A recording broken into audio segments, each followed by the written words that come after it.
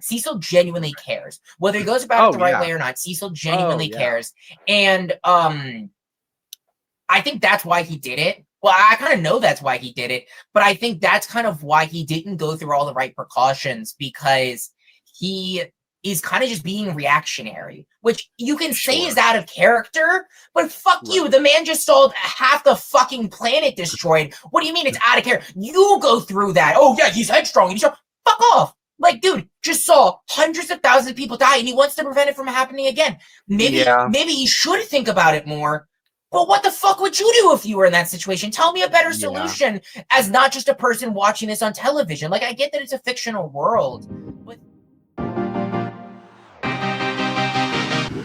Is that how dumb is it that we have to stop the recording to start again?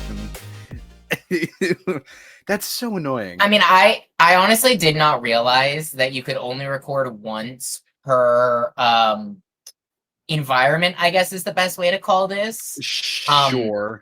Well, because like you started lagging out, and I was like, let me just cancel this. This is bad. Which is also like, I don't lag, so. Well, yeah, I'm typically the one that has the lag, so that was surprising. Give me but no, you have 0 seconds. Absolutely no time, because hey guys, what's up, Nimrods? No, I'll stop. I was gonna intro and call you out like that, but I'll give you another second. But this might stay in as the cold open just because I'm a dick. Don't do that to me. You'll have to watch the episode and find out. I don't even know if you watched last episode. I watched a good portion of it, but like I literally, we were on a phone call. Hey, let's do this topic for today, and you're like, I got to think this through, and I've got it all together. It's right there, and I do, but now I have to put it all in the same document, so I am not. Did you not prep? No, I got caught up watching One Piece. Okay, that's fair. That's a valid excuse. It better be a valid excuse. No, dude, I admittedly threw this together way quicker than I thought I would, but there's going to be a lot of prefaces. So yeah, that'll be interesting. A lot of preferences. Look, you'll hear when we get into it. You'll hear when we get into it here in a second. But what's up, Nimrods? It's your boys back with another episode where your favorite Nimrods talk everything nerdy. I'm Parrotfish, aka Brandon, here with my co-host Juggernaut, aka Carson. And Carson, how you been? What's been up? What you been up to today? Other than the fact that you did not prep for the episode whatsoever, and you're throwing it together right here, right now, even though you said you were more prepared than I was. I mean, I technically was. Now you have to call me out on this, and now it's the cold open for the episode. I do. Thank you. Yes. Thank you so much for throwing me under the bus like that. No, man, it's been a great week. A good friend of mine turned 21 this week, so we went out for some drinks and some parties. I was the designated driver. And I was gonna say, how plastered did you get? Oh no! I got the better job, which is I got to watch everybody else make stupid decisions. Ooh. And I was just gonna say, as the native designated driver in college, I can sympathize. It's very fun watching your friends do stupid drunk things. Dude, I physically don't ever want to be drunk in a group of friends because I want to experience those moments. Like, they're the greatest things ever.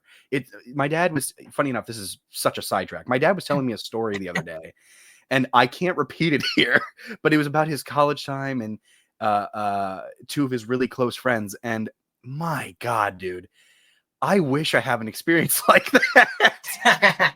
Like, dude, well, because you're still in college. I'm graduated from college, but Carson's still in college, and I'll tell this story really quickly because it is a story that I can tell on the podcast. It's a little more safe for work, but in regards to drunk friends, I think it was someone's birthday, if I remember correctly, and we were all hanging out in someone's dorm, and I was like one of the only sober people in the dorm. There wasn't a ton of us there. I didn't go to parties all that much.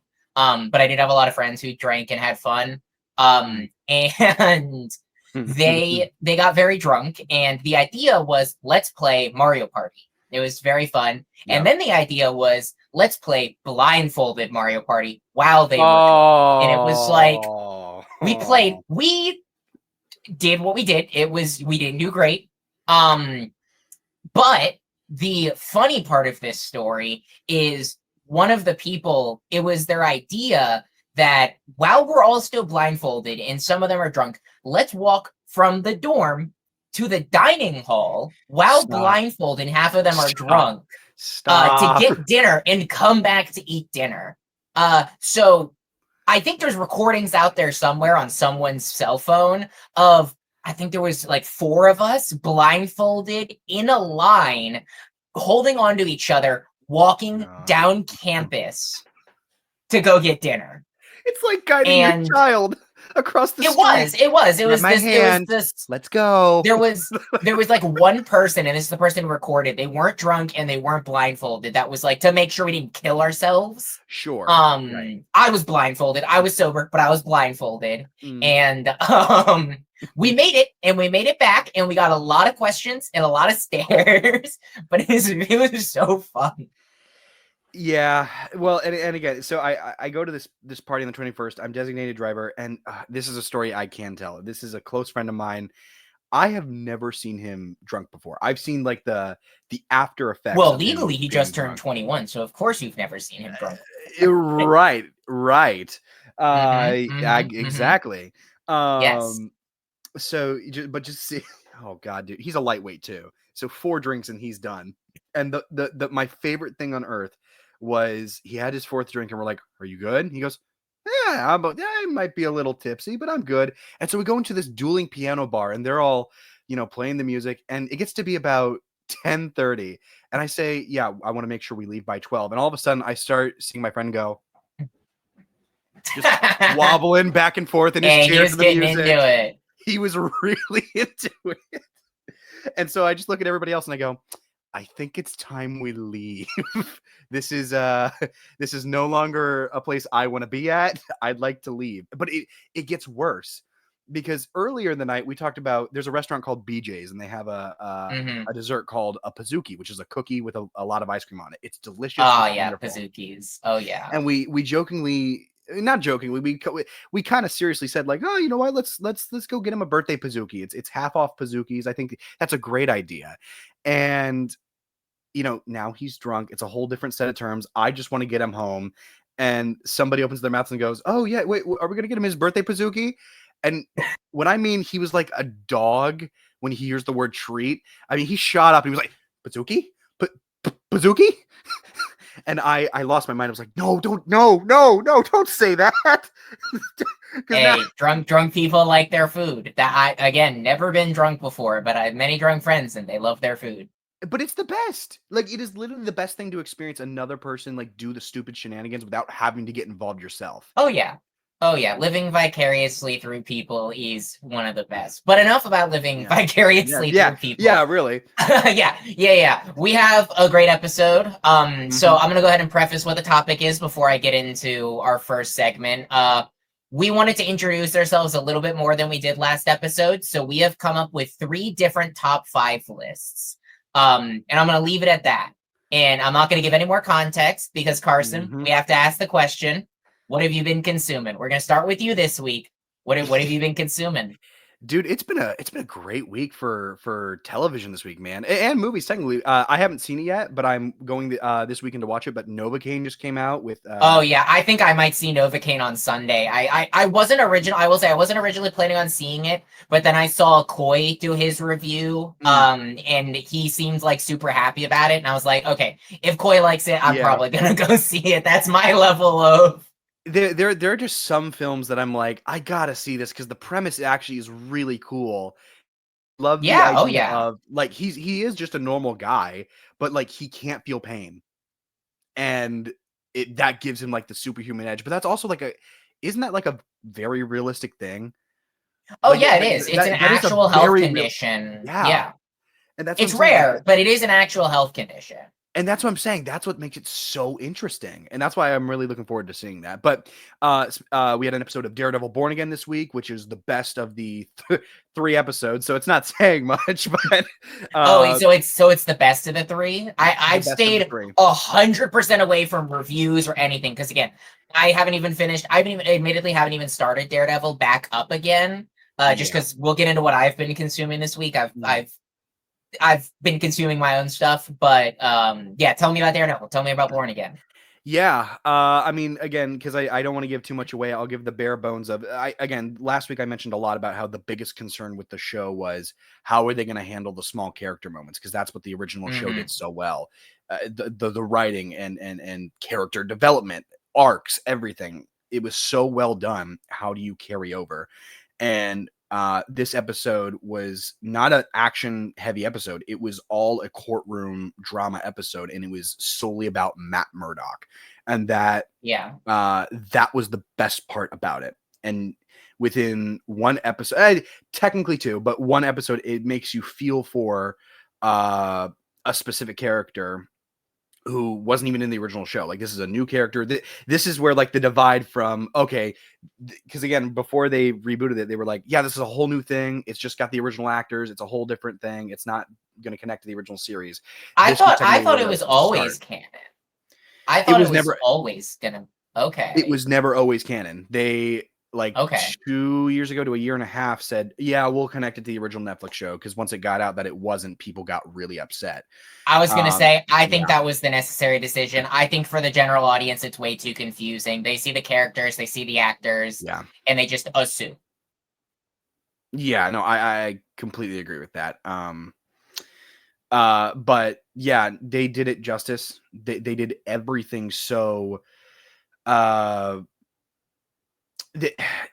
there's no other way to say it without spoiling it, but they make you feel for a specific character who you've never seen, and it's only done within one episode. And like the original show of Daredevil, it gives you that glimmer of hope, and similar to what you're experiencing with Game of Thrones, and that's everything, is it gives you a glimmer of hope and then takes it away. We're gonna talk about that when I get to Game of Thrones. Okay, we're gonna talk about that. I'll leave it at that, but we're definitely gonna talk about that.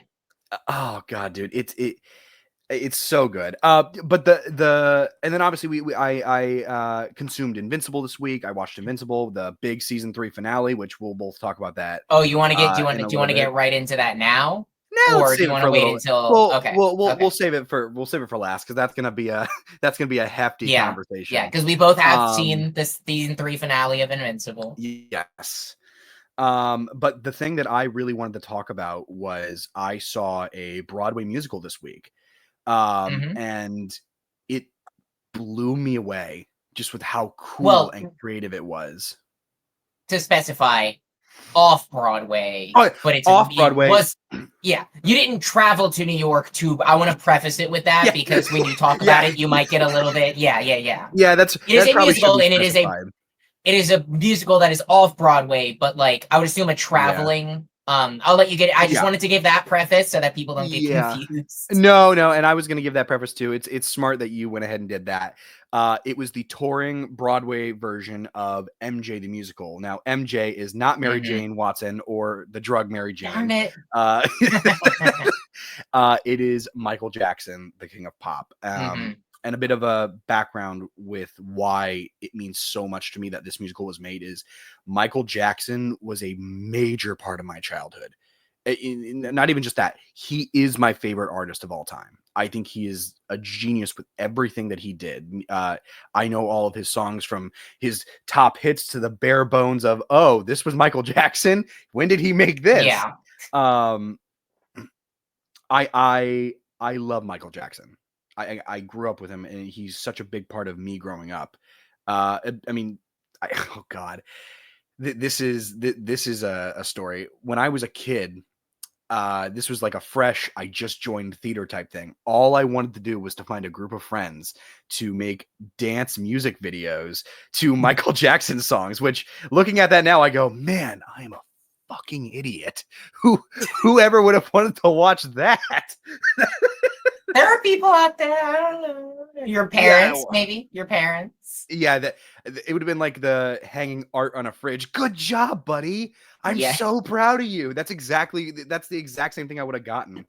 Yeah. But I'm pointing out how much I love MJ as an artist, excluding some of the controversial things about him as a person, which I don't necessarily want to get into about this. Yeah, and yeah. Well, and I think, well, and I was thinking, because I was gonna, I'll say I have a comment on that whole like separating artist from, but I actually, a little hint to one of my top fives. That is a preface for one of the items on my top five, and I'll leave it at that. But I think it's an important conversation to have, and I want to hear your thoughts on it. But since I have that as well, let's save it for later, and we'll kind of talk about it together. But yeah, continue. Tell me about Michael Jackson. Yeah, King of Pop. Oh, you're talking about the show, aren't you? Oh, I thought you were referring about the person. Oh, my bad. Nah. Yeah, so the show takes place before his biggest tour he ever did. This is if I'm correct, I'm pretty sure it's supposed to be very early 2000s or very very late 90s. They never exactly say, and I honestly, God, I didn't do the research to find out when this tour actually took place, but I knew that. And not to age you, you wouldn't have been old enough to remember what do you mean, when this tour actually took place. What do you mean? I'm old. I can be a boomer if I wanted to be. Sure. Yeah. Okay. Anyways. Yeah. No. But the whole point is that it. Taking place 2 days before the tour hits. They're in rehearsals, and basically the whole opening scene is everybody getting ready. They're stretching, and then Michael comes in, and they open the show with the hit song "Beat It," which I love that song. It's so classic, great. Classic. But what's so interesting about this show, and what I was blown away by is, again, I'm an actor. One of the biggest things I was trained to do was to always be in character. It doesn't matter if you're off stage or on stage. You are the character. The character is you. And something that they did with this show, like I said, they had the actors come on, they stretched, they got ready like it's a normal rehearsal studio before Michael Jackson gets here, and they're rehearsing Beat It like it's for the big tour. The show actually hadn't started yet. So you have the orchestra come on stage, and they're setting up their instruments, getting ready to play. Yeah. And you have actors one by one coming on. They open the door, they're changing their shoes, and they're stretching. Like, that's not a part of the show. That's just like a pre-show to the actual show, but it sets up the world, and it really makes you feel connected, and it gives this a very lively sense.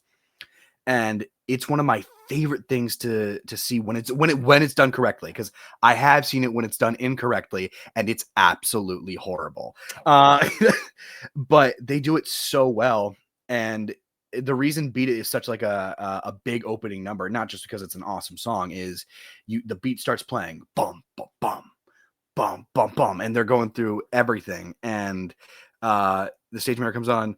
1 minute to Michael, and the beat keeps playing. It gets stronger, and it slowly becomes more like Beat It. And it's like the moment Michael Jackson enters the room, looking good, everybody. I think everybody's doing great. Somebody takes off his jacket, and they go straight into it. And it's the lighting, the costumes. It's all so well done, and that's just the opening number. I want to talk about the guy who played Michael really quickly, because that is not an easy feat. Playing Michael Jackson. He has a very recognizable voice and personality that people know. It's not like, oh, you can get away. Like, it's not only that they know him, it's that he's iconic for it. Yes, absolutely. And that's why it was like watching I know you've never seen it, but there's a movie called Man on the Moon with Jim Carrey. And Jim Carrey plays a character of Andy Kaufman, who actually is a real person. And watching Jim Carrey in that role he was Andy Kaufman.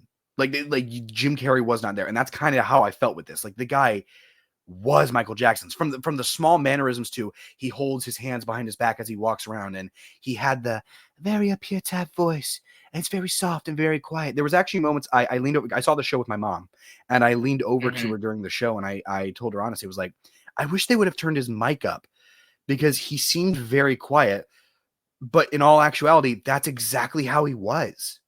He was a very soft-spoken individual from everything I've Right. seen of him. Like I've never met him in person or seen him in show, but like I've watched plenty of Michael Jackson. I feel like all of us have. Oh, sure. And no, it was just, he did such a good job imitating him, and honestly, it's such a shame that he's dead, because I really wanted to know exactly what his career would have done after 2009.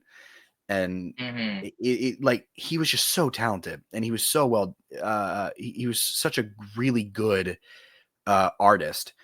But the guy imitating him did such a good job. And so as I said, the plot is they're rehearsing before his big tour. And the plot also doubles as obviously a biopic for Michael Jackson. And the way that they do it is so clever, because they use, so how do I explain this? Obviously on the tour, you have a stage manager, you have a choreographer, you have Michael Jackson's accountant, you have people. Oh man, they went that deep. You have all the people for his tour. Well, as you know, they're setting up the next dance, cuts to red, like the lights on the stage turn red, and the stage manager is now his father. Is now his father. The dancers are now the Jackson 5. The one woman singer is his mother, and her children are young Michael. And it was so interesting, and it took me a second to get into it, but once I realized what they were doing, what they were going for, I was hooked. I thought it was clever. I thought it was interesting, and specifically how tragic his story was, and how they told it. One character in the present day would say a line that then shoots Michael back into like his own mental flashback of something that his father did to him. So like the stage manager said, "Michael, you ought to smile more," which is something that his father said to him all the time. It cuts right back to his father saying the same thing, and then it cuts to an argument with the father and the mother, and Michael's witnessing it. It was so creative. Like, I just don't, I don't ever see that anymore, and it was so cool. I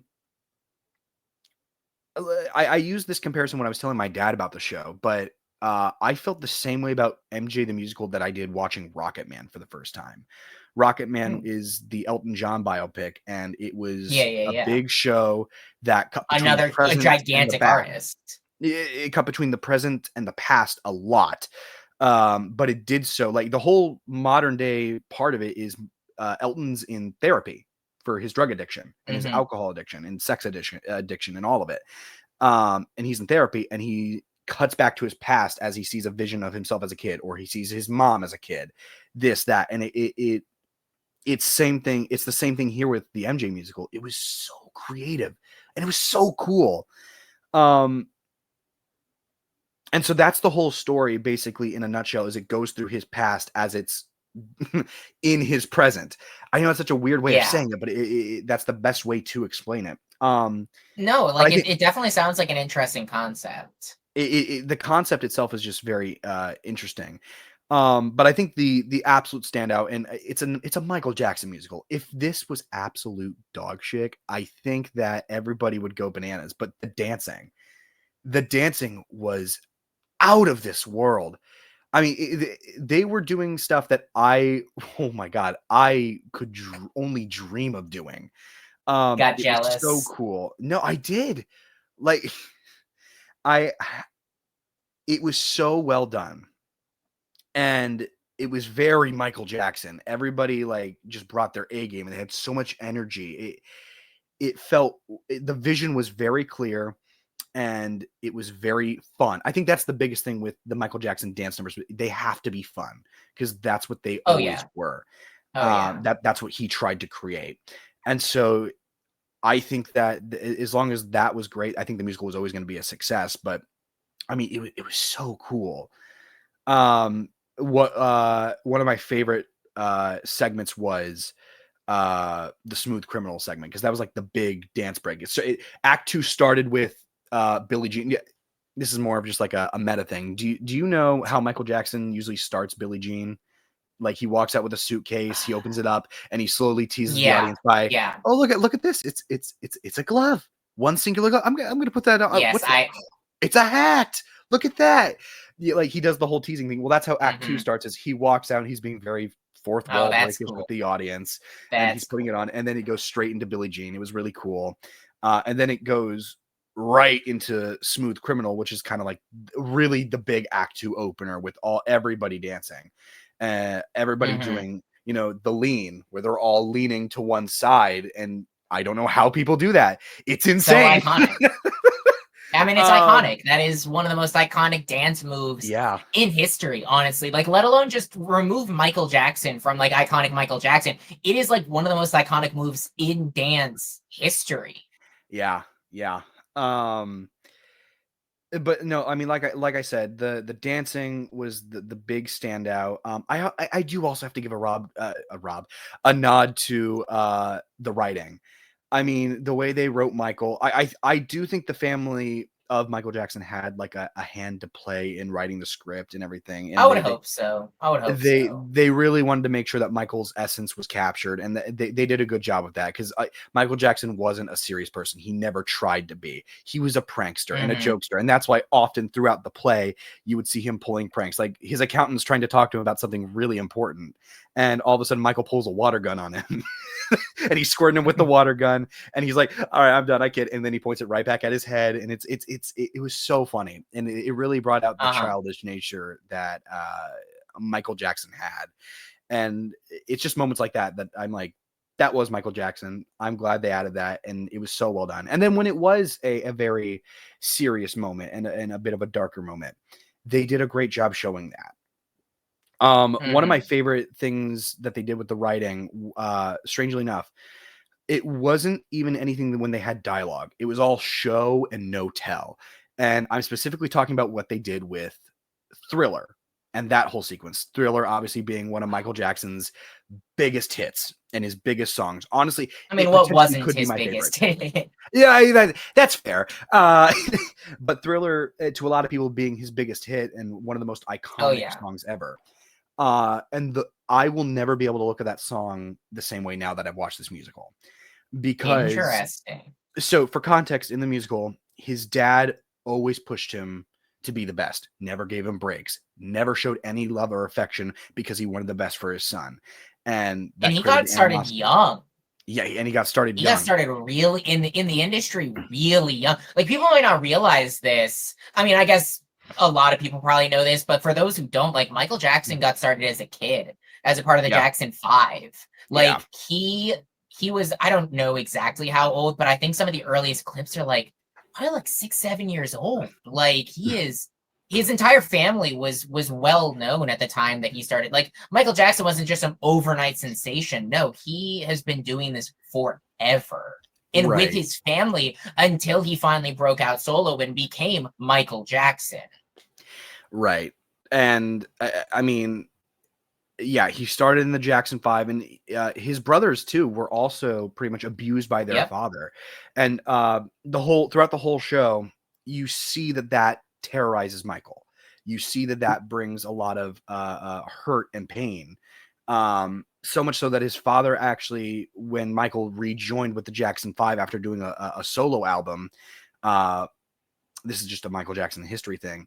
A pyrotechnic went off, which caused him to have a lot of burns and scars, and his hair caught on fire. It was horrible, and he had to go on painkillers, which was pretty much the start of his battle with drugs, Yeah. which led to his eventual death in 2009.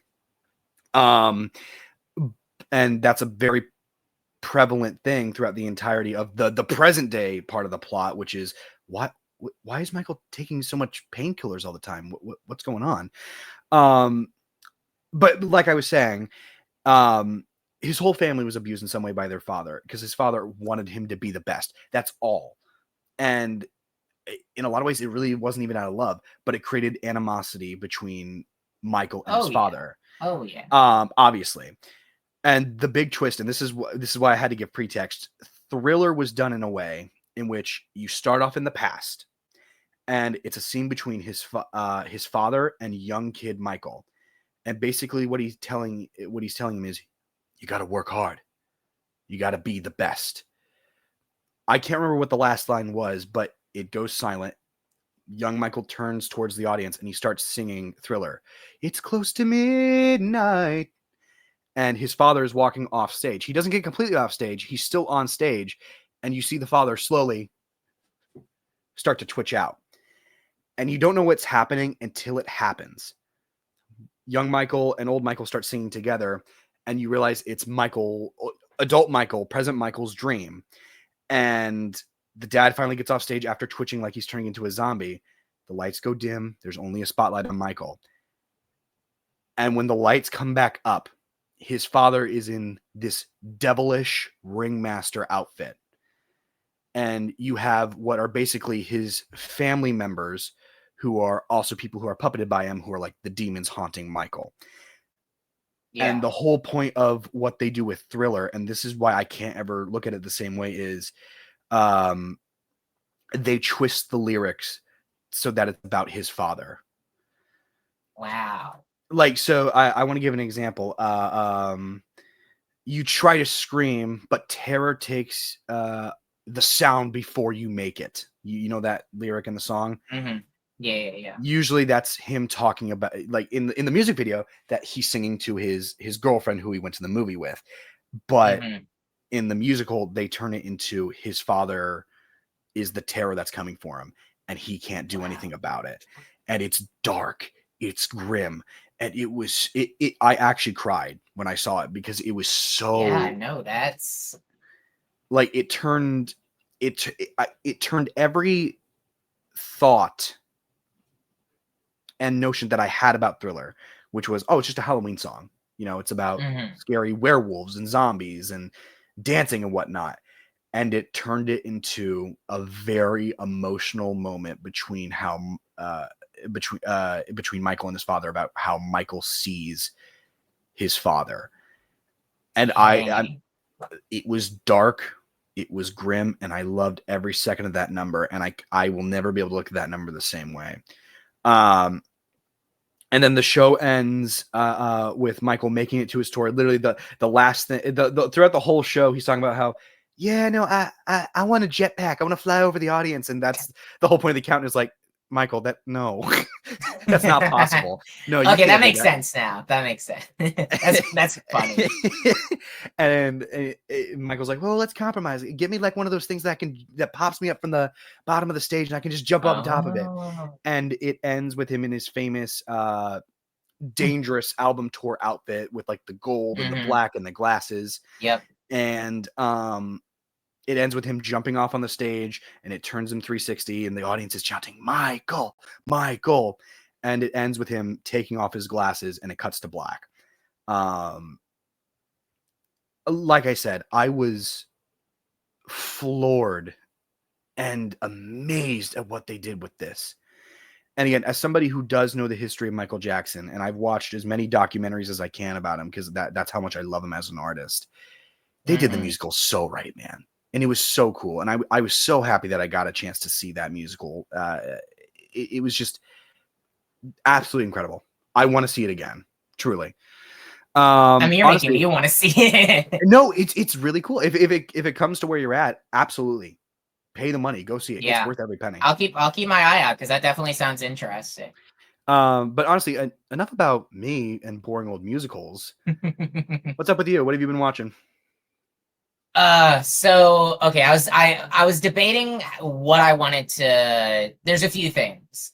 I was debating on what I wanted to start with. Obviously, I'll end with Invincible before we kick off into the next segment, so we can both talk about Invincible. Because again, we both have seen the Invincible season finale. Holy shit! I'll leave it at that. But okay, let's start off with something I talked about last week, just to make it easy. I not watching, but reading Omniscient Reader's Viewpoint. Yes. It's a Korean manhwa, reading it on Webtoons.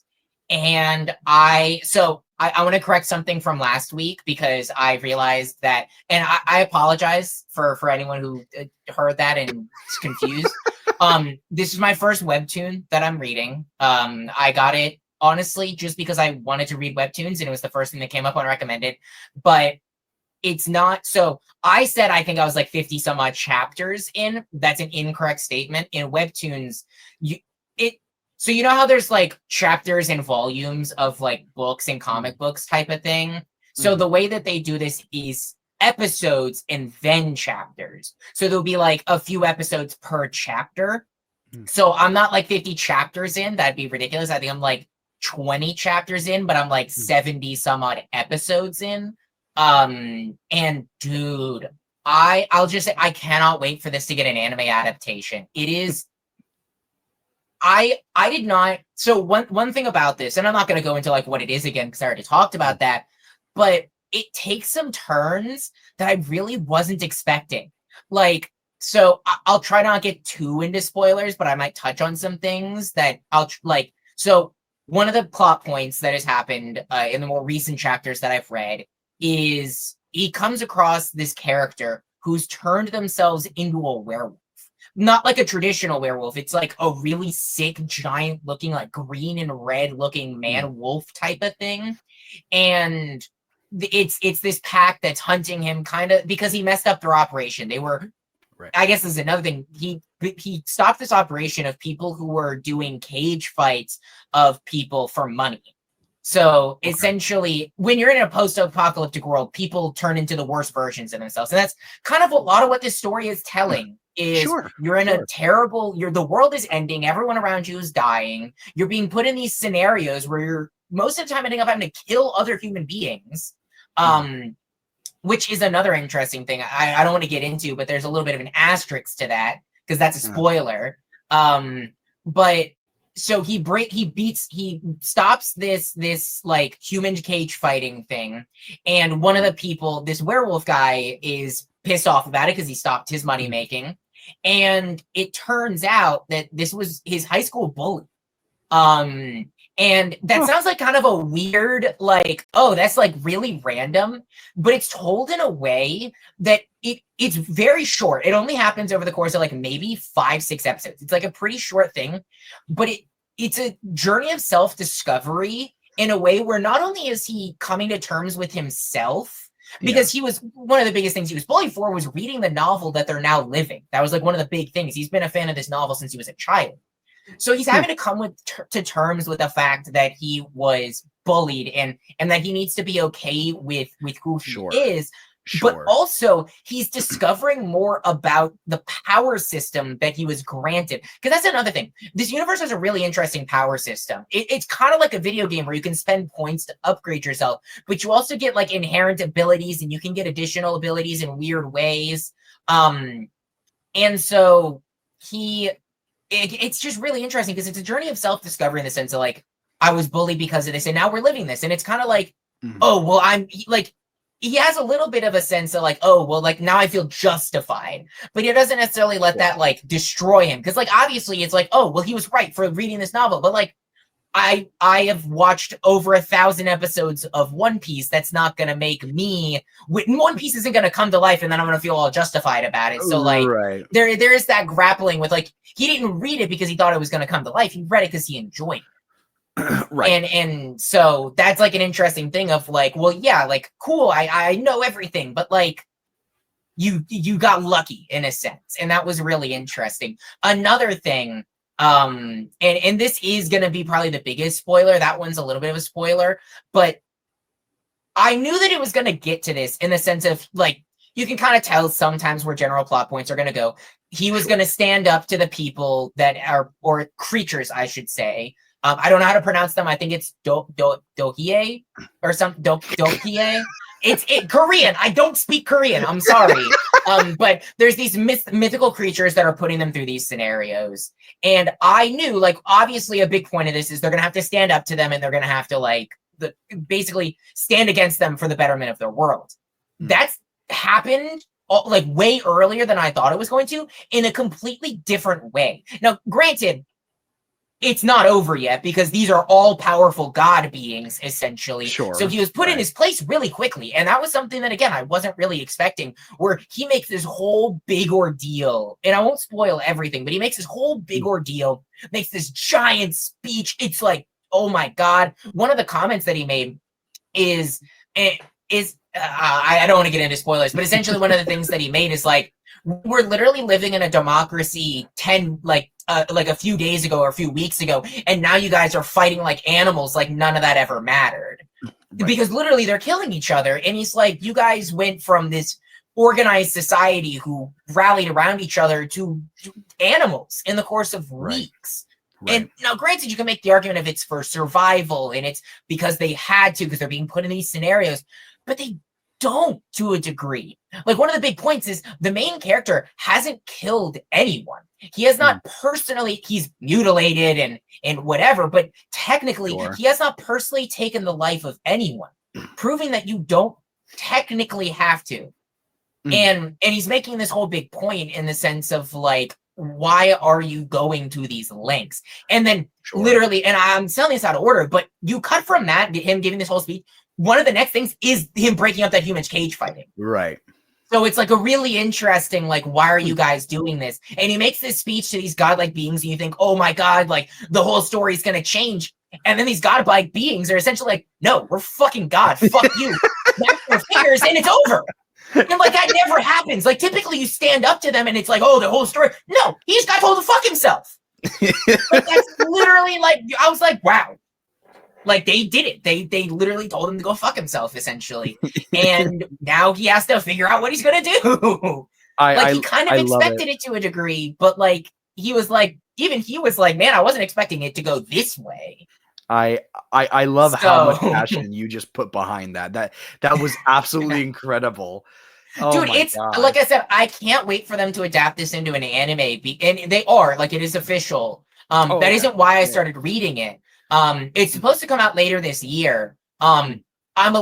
So it's a very gory story. It is very bloody, very like gory. No, I shouldn't say gory. Gory is the wrong word. Invincible's gory. This is just bloody and very dark. I think that's a very important thing to tell in the story, and I hope the anime doesn't censor that too much, because, like, you know, they typically censor that type, unless you're like Invincible. You typically tone down that stuff a little bit. I feel like it's an important thing of the story in the sense of like, holy shit, that dude just got his legs cut off. Right. Like, that happens. Like, there's a scene where the main character, again, doesn't kill anyone. He slices off 20 dudes' legs all at once. He just cuts them off at the knee. It's like, did you ever see the college humor Batman videos of like Batman doesn't kill? And he doesn't know what death is. That's kind of like the same thing. You're cutting people in half. What do you mean you're not killing them? Well, that's straight up killing them. And so in the beginning, so here's the thing, and I'm not going to say anything more than this, and I am going to move on to my next thing, but I will say one thing.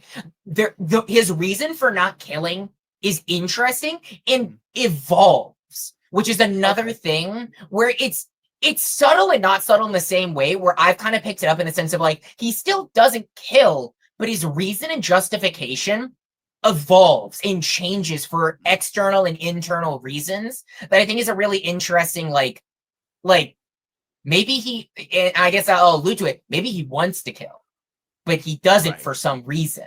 Right. And that's just a really interesting story of him kind of like, not necessarily grappling with it, because we haven't gotten to that to a certain degree, but it is like, I feel like that would be an interesting part of the story to tell that they might get to later on when maybe he does have to kill. Right. But yeah, that's enough about an Omniscient Reader's Viewpoint. Another thing, I have one more thing before Invincible, and that is honestly a show that it's a show I started watching with a friend of mine a few months ago, and it's like 3 seasons long, so we didn't continue watching it together because we just realized like it's not going to happen. He had also already seen it, and so I took kind of a break because I was expecting that we'd continue watching, and then I realized like I just want to watch by myself. I was sitting down on the sofa and I was like, what do I want to watch? And I was like, I actually really like this. And what that is an anime called That Time I Got Reincarnated as a Slime. And Okay. yeah, the title of the anime is That Time I Got Reincarnated as a Slime. And essentially, this is, honestly, it is a super simple premise. It's an isekai. So guy gets stabbed, like a guy in Japan gets stabbed, dies, and gets reincarnated into this world as a slime. That is the whole synopsis. And that's it. That's all you need to know about the story. Not really, though, because one of the things most isekai have this, and this follows it, where the main character becomes super, super overpowered. And that's like a huge trope in isekai. I know you don't know a lot about anime, but that's a huge trope in isekai, is person dies, goes into another world, and becomes super overpowered. This has that, but in a really weird and unexpected way. So essentially, he meets, the way it starts off is he meets this really overpowered dragon who's like trapped away. He becomes friends with this dragon, and this dragon kind of teaches him about what the world is. But this dragon's in a bubble. He can't move. So it's literally just this slime talking to a bubble as he learns about the world. And one thing that this slime can do is essentially like level up, but like in an he has a very specific attribute where anything he absorbs, he gains the abilities or attributes of. So he drinks water. He can float on water. He eats this grass that he finds in the cave. He can process that grass into health potions because that's what it's made for. But he doesn't have to go through the whole process. He just process it. Okay. And that's like one of his main like abilities that makes him kind of so overpowered. So in the beginning, he's going through this dungeon and he's absorbing every single monster in this dungeon and or I guess cave, dungeon, whatever, and becoming super, super strong really quickly. Sure. I think it's over the course of like a few weeks where he's in this cave. And you're like, oh, okay, I know where this is going. Like, obvious, like he's gonna get super strong, he's gonna fight these monsters, whatever. Right. And then the story kind of changes in a way. So you still have your battling. It's an anime. It's an isekai. You're going to have battling. But it turns into a politics show.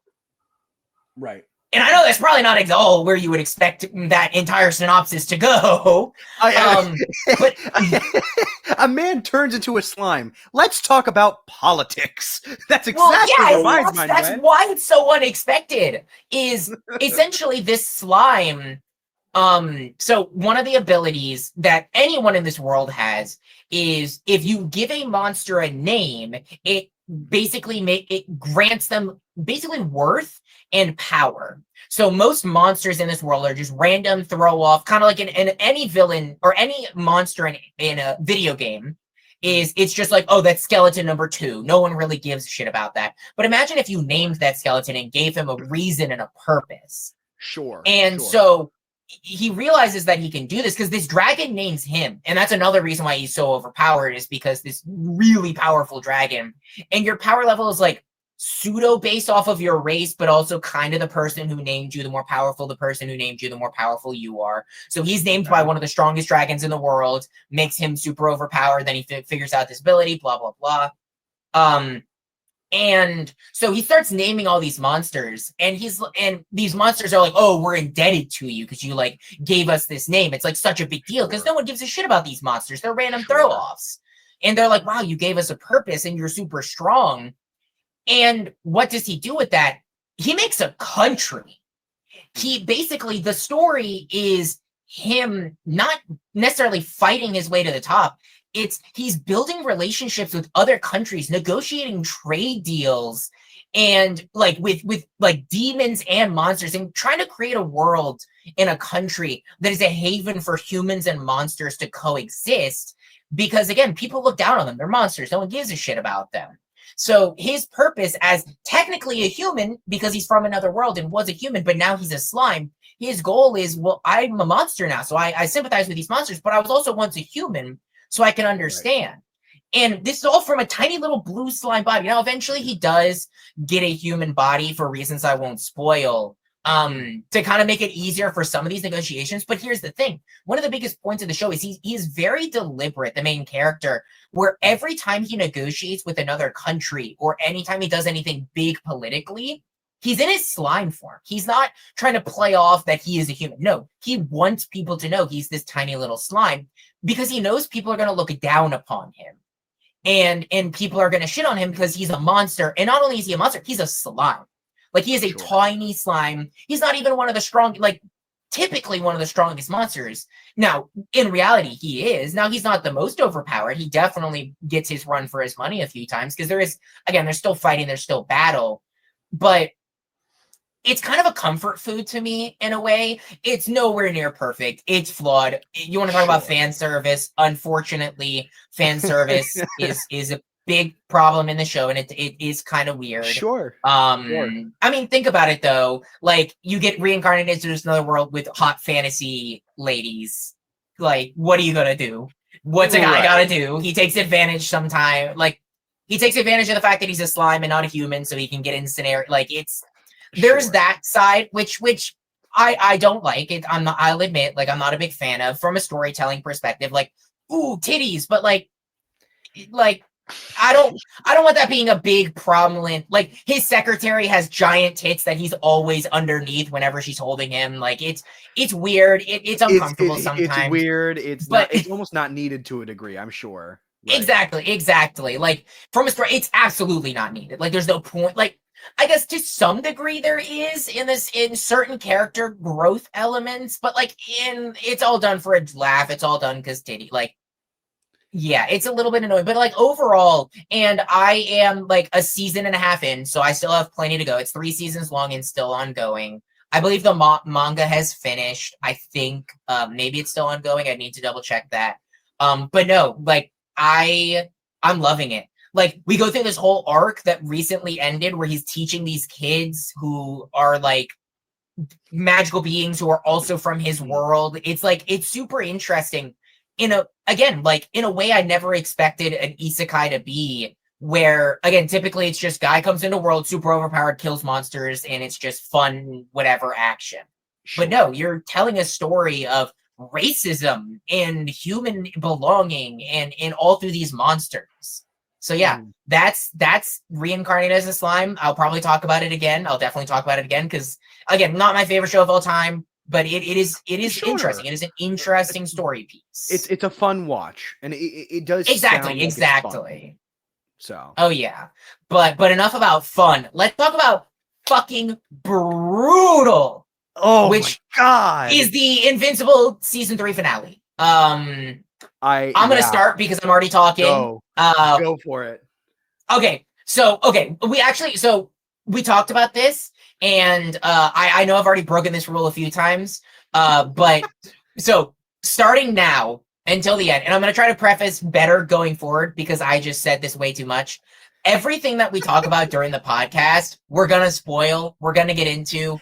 The only reason that we won't spoil something is if the other person hasn't watched or read or whatever, and we want them to experience it. So if Carson hasn't watched something, he will avoid spoilers. But we're going to stop prefacing with spoiler warnings and things like that. Just know anything we talk about from now on, we'll say what we're going to talk about, and then we're going to spoil whatever it is. So just be forewarned. I know we talked about this last time, so I apologize. But yeah, going forward, and I'll mention this at probably the beginning of every episode, anything we talk about is going to be filled with spoilers unless it's something we want the other person to enjoy, because we want them to experience it as spoiler-free as possible. But with that being said, Adam Eve almost dies. Holy shit. I almost cried. I did cry, kind of. She doesn't. And the Adam Eve special gives you the reason why, because of her like Phoenix form or whatever. But dude, this is an insane fucking episode, dude. It is heart-wrenching. It is a beauty. It is. And I mentioned this last time. One of my biggest problems with this season is unfortunately the animation. Now, I'll give some context because I found out why. Essentially, the Invincible, as popular as it is, has a really small budget. It's kind of shit. Between season 1 and season 2 and 3, they changed animation studios. So season 1 is animated completely different studio than these seasons. They have way less time to animate it. So, like, as much as it sucks, there is like reasons, whether justified or not, why the animation is down. Sure. But I think another reason why the animation was down, because the animation in this episode, they were saving the whole goddamn budget. Like, I still don't think it tops some of the best moments from the first season in terms of shading and color gradient, but the action and thing, holy shit, dude. You have, so I don't want to give a play-by-play because that's not what we're here to do, but essentially, Conquest comes in at the end of the last episode, says, I'm gonna fuck up your planet. Have you prepared your planet for me? And he does, dude. He fucks the planet up.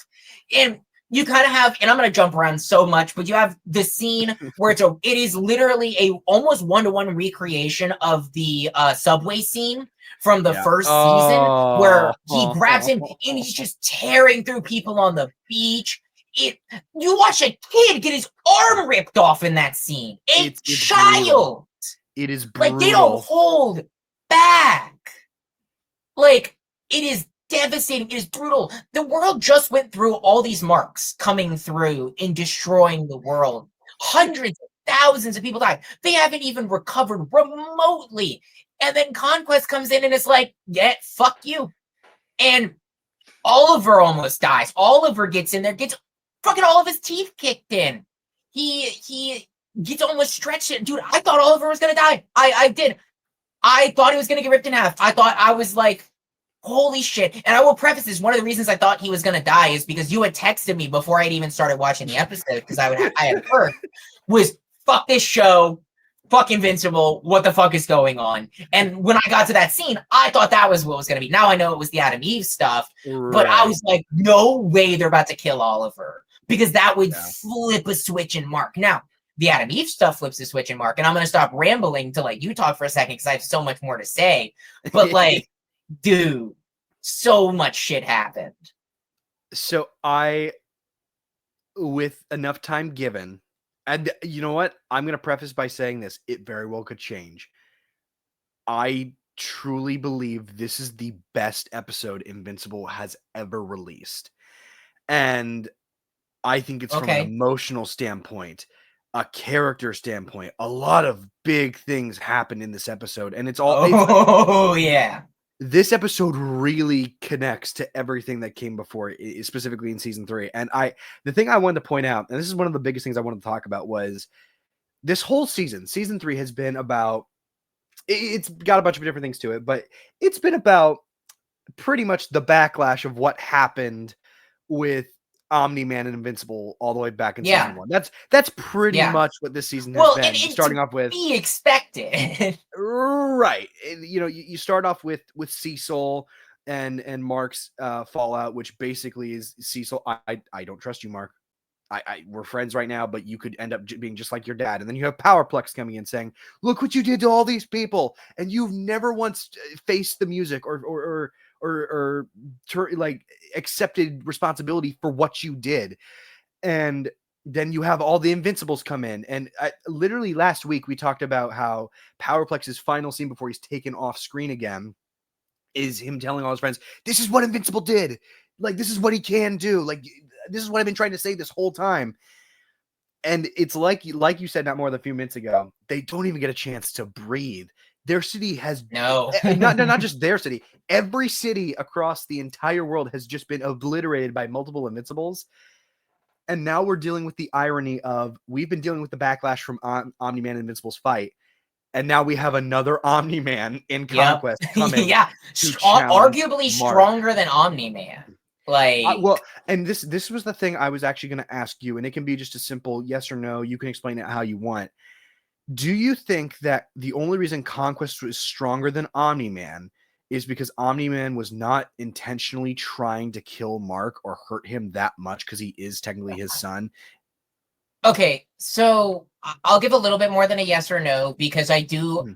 So again, I haven't read the source material, but I have heard. So Conquest is the oldest living Viltrumite. That is a part of his character. Yes. So I do think that there is a degree to which some of it is his dad holding back. I do agree, but I do think that there is something to give where he is the oldest Viltrumite. Therefore, he is probably one of the strongest. Just because he's lived so long, and that's a big part of the Viltrumites, is like, you live long, you conquer in battle, you get stronger. So like I think it's kind of a 50-50 where like part of it is because his dad was holding back against Mark specifically, obviously not against the rest of the world. Right. Yeah. But yeah, I think it's kind of like a yes and no. Right. Well, and I wanted to ask that specifically because obviously I felt a lot of pain this episode. Specifically, the first time I think in an Invincible episode since maybe the first episode that I have felt pain. And it first happened when Mark's femur snapped in half and went straight through his leg. I grabbed my leg when that happened and just went, oh.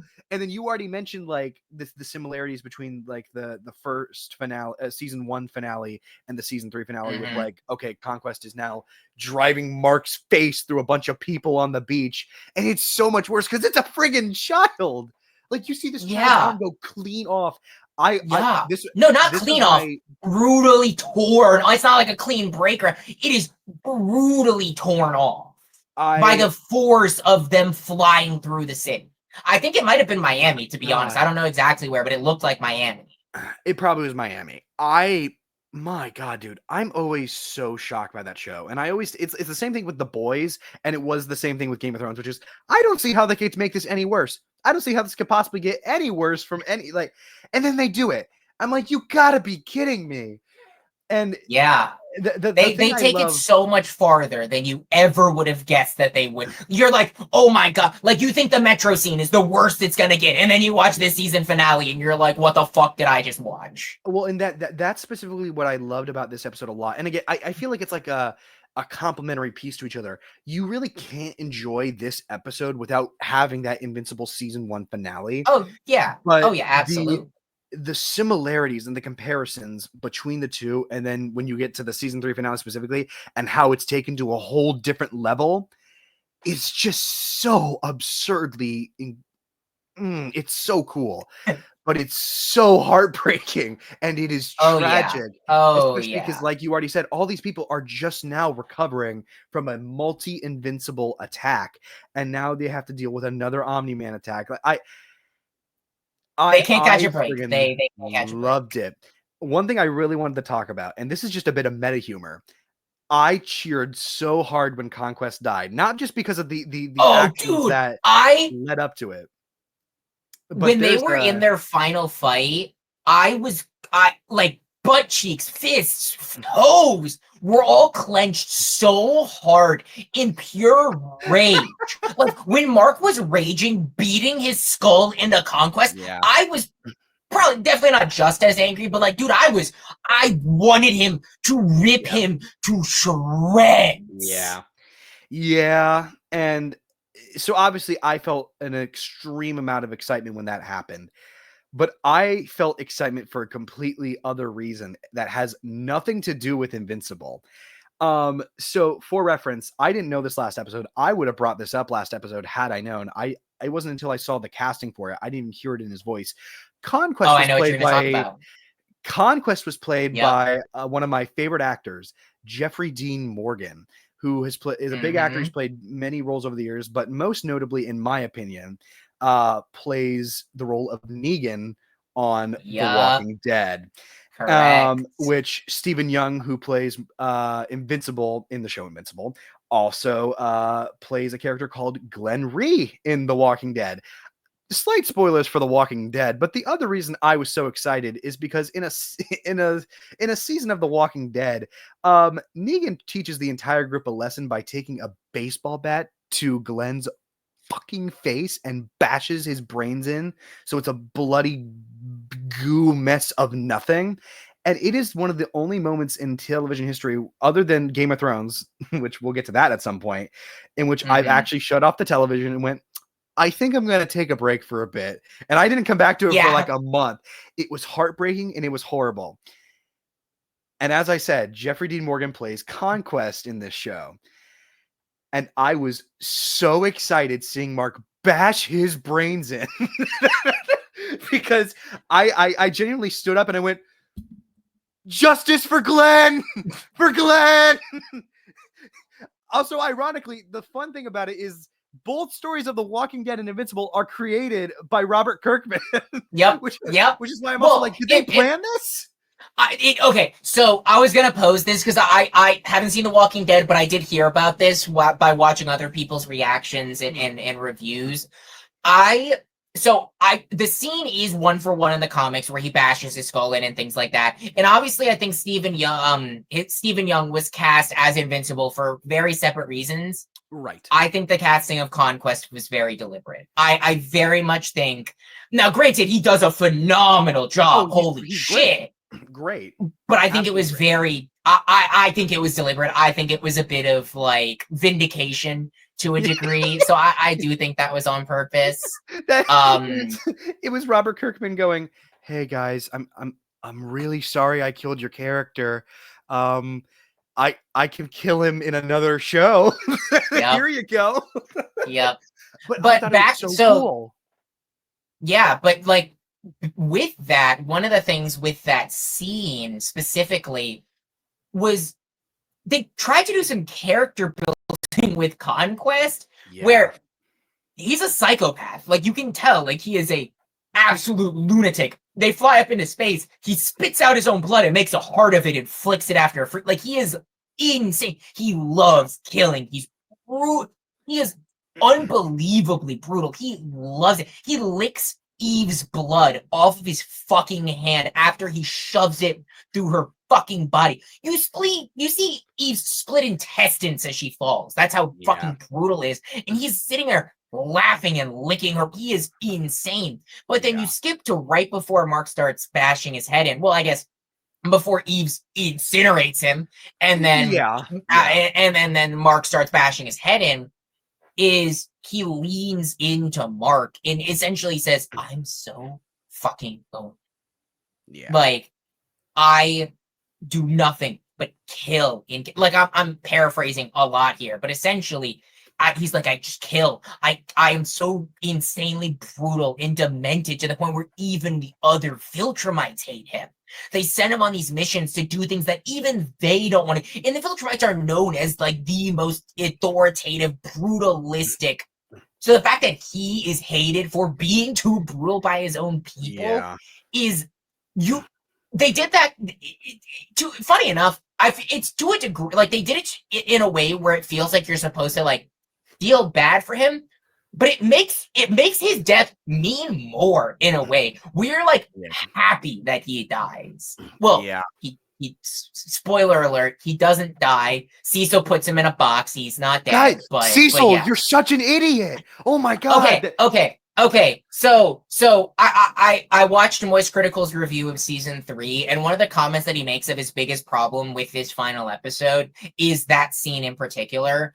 Mainly because not because Cecil puts him in a box, it's because Cecil doesn't do enough as a precautionary method. No. So one thing I will say, I think it is totally in character for Cecil to do what he did in terms of capturing the villain.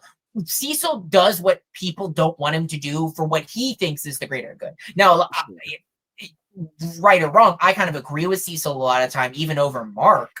But this one I cannot agree with. I think he should have incinerated the fucking body and waited for Omni-Man. Well, I guess you can't wait for Omni-Man to come back. They don't know anything about that. But like, fuck it, just incinerate the goddamn body.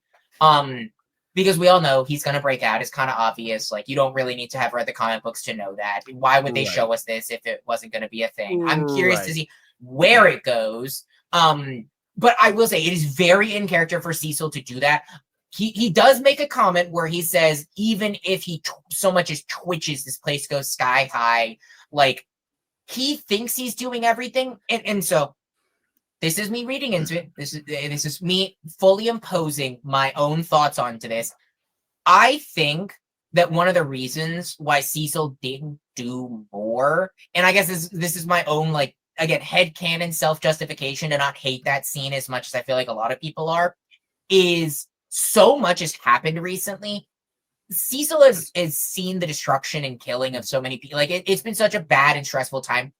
He's not really able to think through all of his actions right now. He's kind of just doing this because he's afraid that more is going to come, and he's more worried about getting it done than getting it done as right as he could. Like, he's it kind of seems like a quickly. I know that saying like, oh, a bunch of titanium or whatever it is in a box isn't like, oh, it's not easy. You can't just throw that together in an afternoon.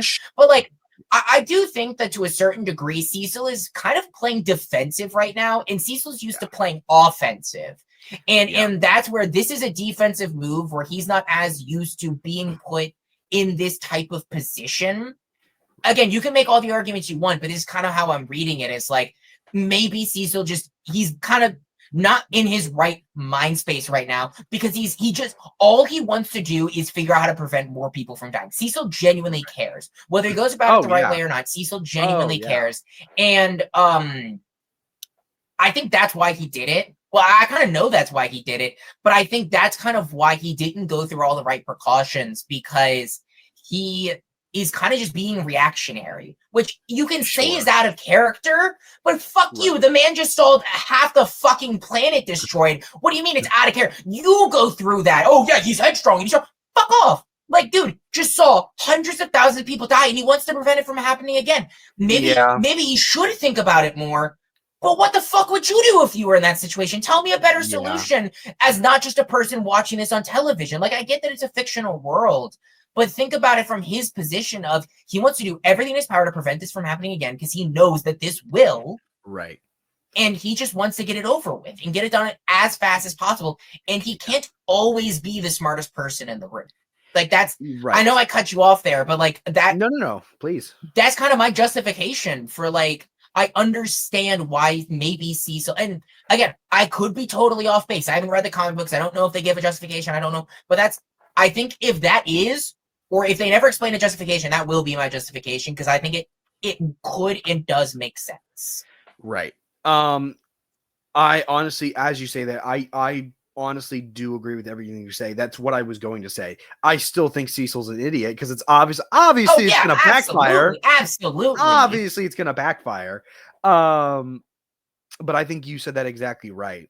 I do want to like go back quickly because you obviously mentioned Conquest's big character moment building line right before he dies. And he is a psychopath. You're right. He's a psychopath. Yeah. And that's why I think in that moment you come to understand, like, there is a reason why he tells Mark, because Conquest truly thinks I'm going to kill Mark. I'm going to win. He doesn't know Eve's going to do what she's about to do. He thinks he's going to kill Mark. No one did, really. And the thing with a psychopath, this is something that I loved with the character of Dexter. And I'll explain this in a second with an example from him as well. The only person you can tell your darkest secret or something you would never tell anybody else, the only person you can tell that to is to somebody who you can assure is not going to be alive to tell anybody else after. Oh, yeah. And obviously Conquest leans into his work and leans into the image that everybody has made him, which is this brutalistic, psychopathic maniac killer who goes too far when it comes to taking over the planet. It's honestly, it's one of the tropes in a character that I love about a psychopathic type of person. It's like I said, Dexter, it's similar to that character. There's every time Dexter as a serial killer has somebody on his table and is getting ready to kill him, it's like he's honest, like, hey man, look, you've done some pretty bad stuff. How do you make that work with your family, and how do you live your double life? Because he himself is trying to figure getting out therapy advice while killing someone. It's like an episode of Full House, but with a serial killer. It's like, okay, here's the daily life lesson that you're gonna learn, but you're gonna learn it through another person who you're about to kill in like a few seconds, and that's what I loved about Conquest's character, and it's such a subtle thing in a subtle moment. Oh yeah, but like he truly believes I'm going to kill Mark. Mark's not ever going to be able to tell anybody about this. So I'm going to tell the one person on this reality in this universe that this is how I feel, because it can't possibly get out or go back to Viltrum by any means. But you're right. It made Conquest's death even more impactful because of that. And I was grateful that Jeffrey Dean Morgan actually did the role and that he did really well. I loved everything about that character. I'm excited that he is technically not dead. Because I do want to see more of Jeffrey Dean Morgan. Conquest will return. Conquest will return. The legendary Star-Lord will return, which we still haven't gotten anything from that, by the way. I do want to point that out. We'll see it eventually. Okay. We talked about Marvel last week, okay? The one complaint I think I have with the entirety of season 3 is, and look, I shouldn't say this because in One Piece is something that builds over time. I wish we would have gotten something else more with Omni-Man and Alan, because we kind of just dropped them off after episode 4, and then the entire rest of the season we saw nothing from them. And so I wish we would have gotten a little more. But that's not a necessary thing. My only counter to that is, and it's very clear by the ending of this episode where there's so many things being built out, and there's so much going on in this world as a whole. I think so. Robert Kirkman, the creator of Invincible, said he wants this show to go on for so long.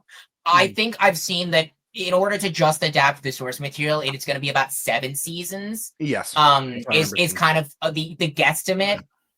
So they have plenty of time, 4 more seasons to build out this world.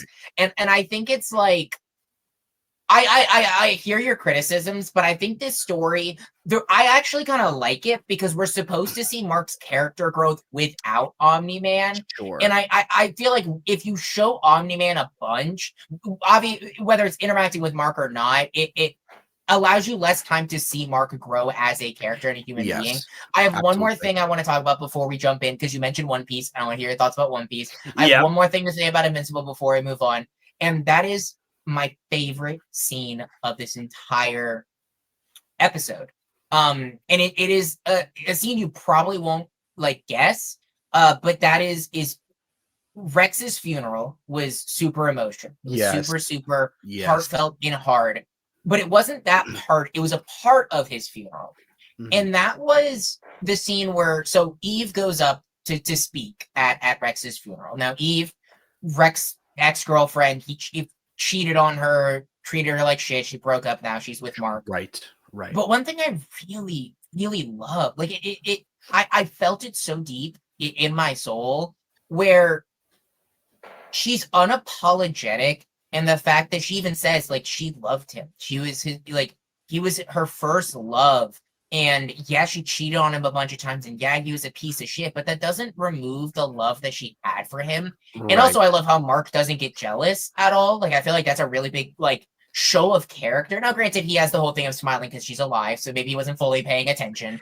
But sure. But I really do like that they gave Eve that story. Because I feel like a lot of times you see where it's whether in real life or in fiction, where characters break up and you never see them again, or they never talk about them again, or they're a piece of shit and they're the worst thing ever.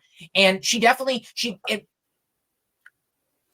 I guess maybe because it mirrors some events that have happened in my real life, why this scene meant so much to me, in the sense of basically forgiving him in a way where it's yeah, he cheated on me. Forgiveness might not even be the right term. It kind of is, but it kind of isn't, where she still knows that he did a bunch of really bad shit in their relationship, but she accepts and understands and is mature enough to go, that doesn't remove the fact that I loved him.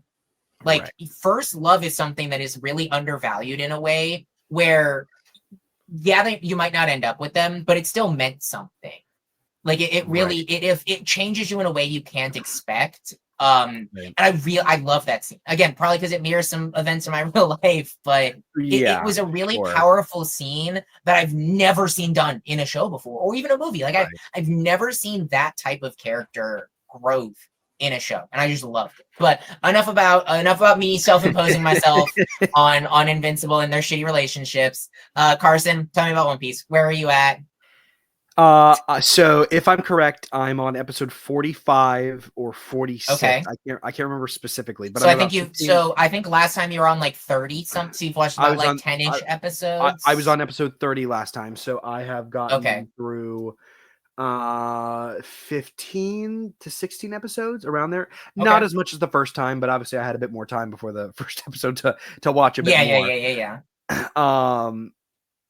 But first off, I want to start off by saying this. Last time I talked about this, I had said that, I like all these characters. Luffy's is the only backstory that we've gotten that I really don't like. Nami's character is the only one I really don't like because we don't have anything for her. And you mentioned that we were going to get a backstory.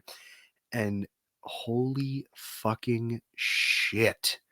Nami is the best character in this whole show. Nami has the most heart, has the greatest character arc of all of them. And I was not expecting that. I mean, I thought Nami was the biggest jerk when we started her origin story. I'm like, you took the treasure because you're with other pirates? My first thought was, you're a main character of the show. How are you going to get roped back into this? Nobody's going to forgive you for that. You took the going merry and the treasure and said, bye, y'all. Peace out. And when it's revealed that she has been, for 8 years, slowly earning enough money, stealing from pirates and stealing from various people so that she can raise enough money to save her town and her people, it makes a lot more sense. And that's the moment I went, okay, that's genius writing. Before you continue, so I know what questions I can and cannot ask. Sure. Are you done with Arlong Park? Like, what? Yes. Again, I don't remember the episodes in succession. What is the last thing you saw, so I know what I can ask about and what I can't? The last thing it was literally the end of Nami's origin. It was her basically getting her map, having the last vision / interaction with Bellamere before she's pushed out of the house, and gets on the going merry and goes with the crew. Okay, so you've officially like ended Arlong Park. You've seen how it ends with Arlong himself and things. Yes. Okay. Which I actually want to comment on that. Arlong is the best villain we've had to this date so far. And I'll just go ahead and say, One Piece fans like, even and this isn't to detract from the like gravity of the villains to come, because there's some insane villains to come. People still hold Arlong as one of the best villains in One Piece because he is.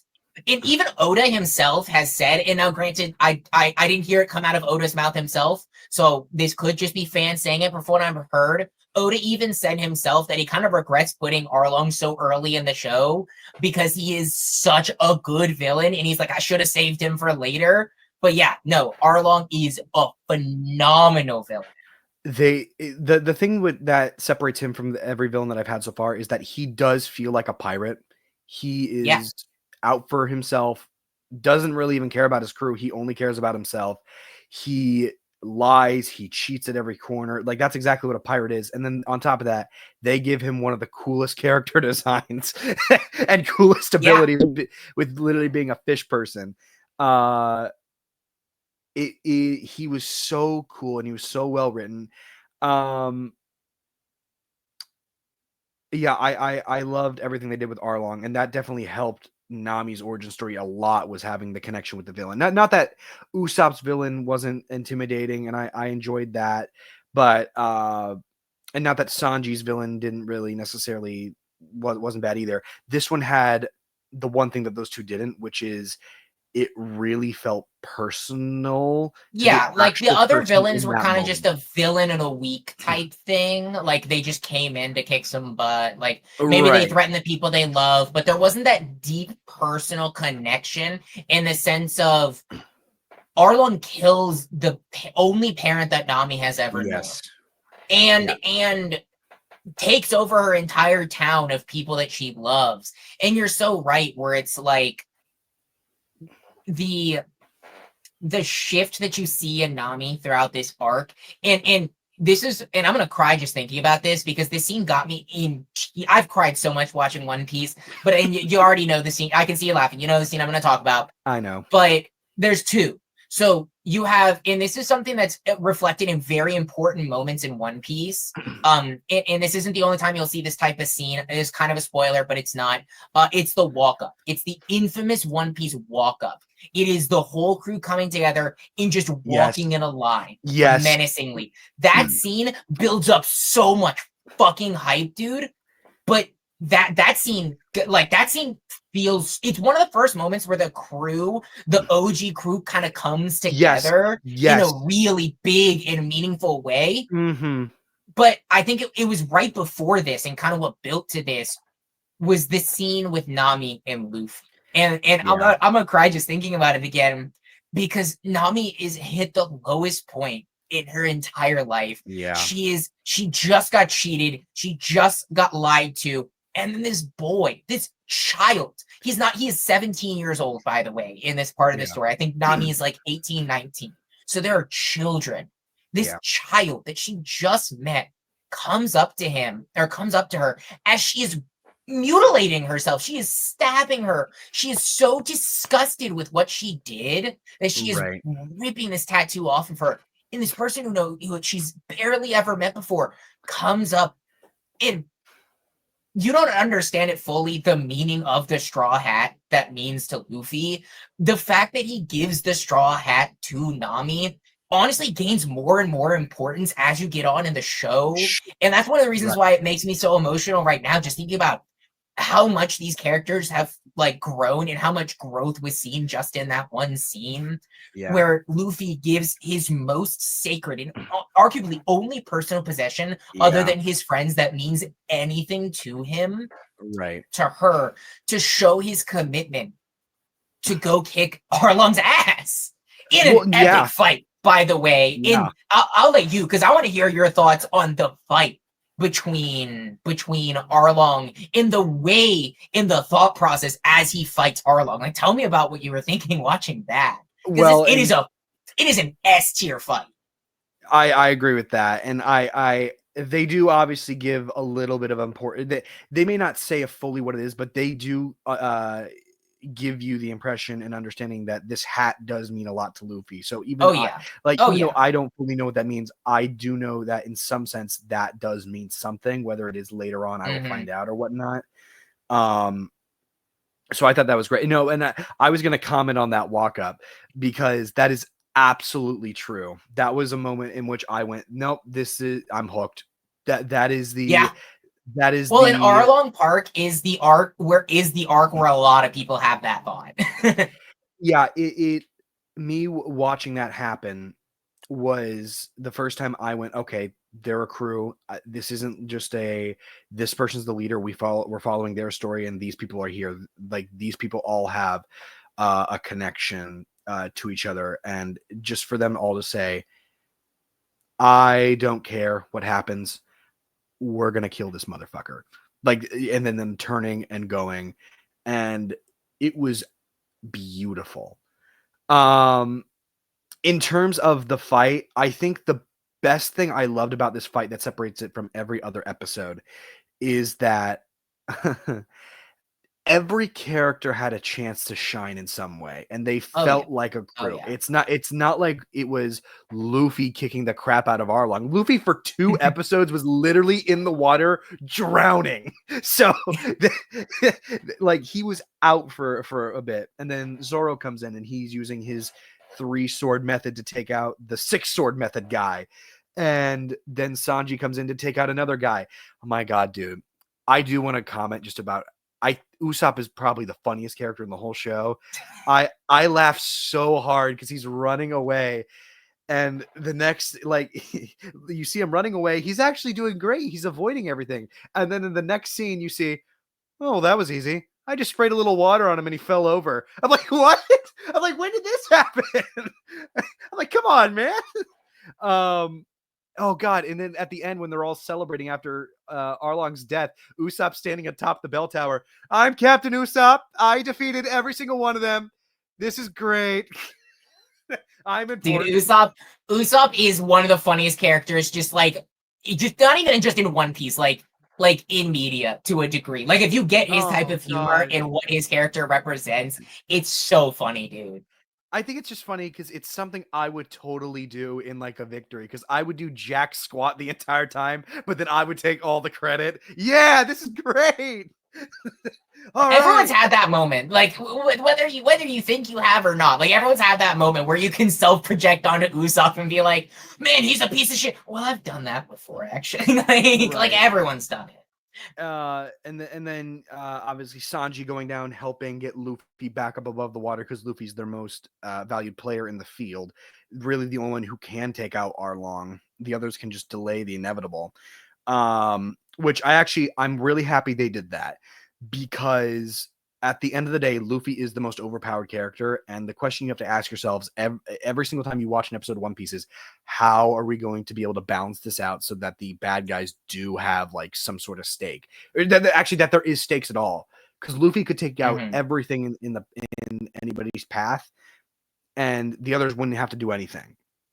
That's why I felt like this battle was so important, is because there was stakes. Luffy's out of commission; he's not even in the fight, and so the others have to be able to survive and protect this town in this place without Luffy. And it added that emotional weight and gravity towards everything. The only thing I wish about this fight is I get, because it's emotional, she probably can't really even get involved. I wish Nami would have gotten more involved in the end towards the fight. I'm okay if Luffy kills Arlong, especially because that's the whole thing he set out to do. That's literally the last thing he said to Nami was, yeah, I'm gonna kill him. All right, let's go. Yeah. And I'm fine with that.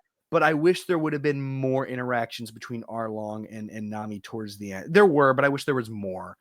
I get it. Just to kind of let that whole bit come to an end, which when you think about it, Nami's whole character arc really ends in the episode after, where it's basically her going to Bellemir's grave, going into the house that she grew up in, basically saying goodbye. That's her big like relief moment of, I am safe. Everything is okay.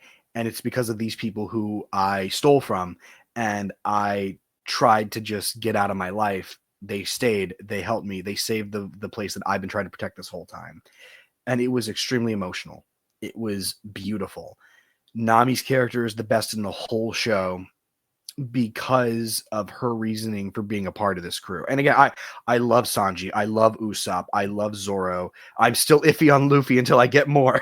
But a lot of people are in the beginning. I will say he had to grow on me as well, so don't feel bad for not attaching to Luffy immediately. Sure. I will say he became one of my favorite characters, but it's a little bit more of a slow burn with Luffy, right. So like don't feel bad on that. Well, the whole show is a slow burn. What do you mean with Luffy? The whole show is a slow burn. It's been 45 episodes, and now we have the whole crew together going on adventures. And I'm just gonna say, and this is where we'll have this conversation. You might need to switch to One Pace once you get to a certain point, because it only gets slower, unfortunately. Now, I sat down and watched all over 1,000 episodes, filler and all. I don't necessarily want to do that to you, so there might be a time where we sit down and have a conversation and have you watch One Pace, where they fix the pacing a little bit. It's a fan project, but they cut out a bunch of that, like, why are we getting this flashback for the 15th time? Like, that's a problem that occurs. Well, yeah. And I actually, today, before we got on, I looked ahead because I was curious. Not like the episodes and what they're about, but I looked at the episode count for each arc. I think that's what you said last week, what they were called. Correct.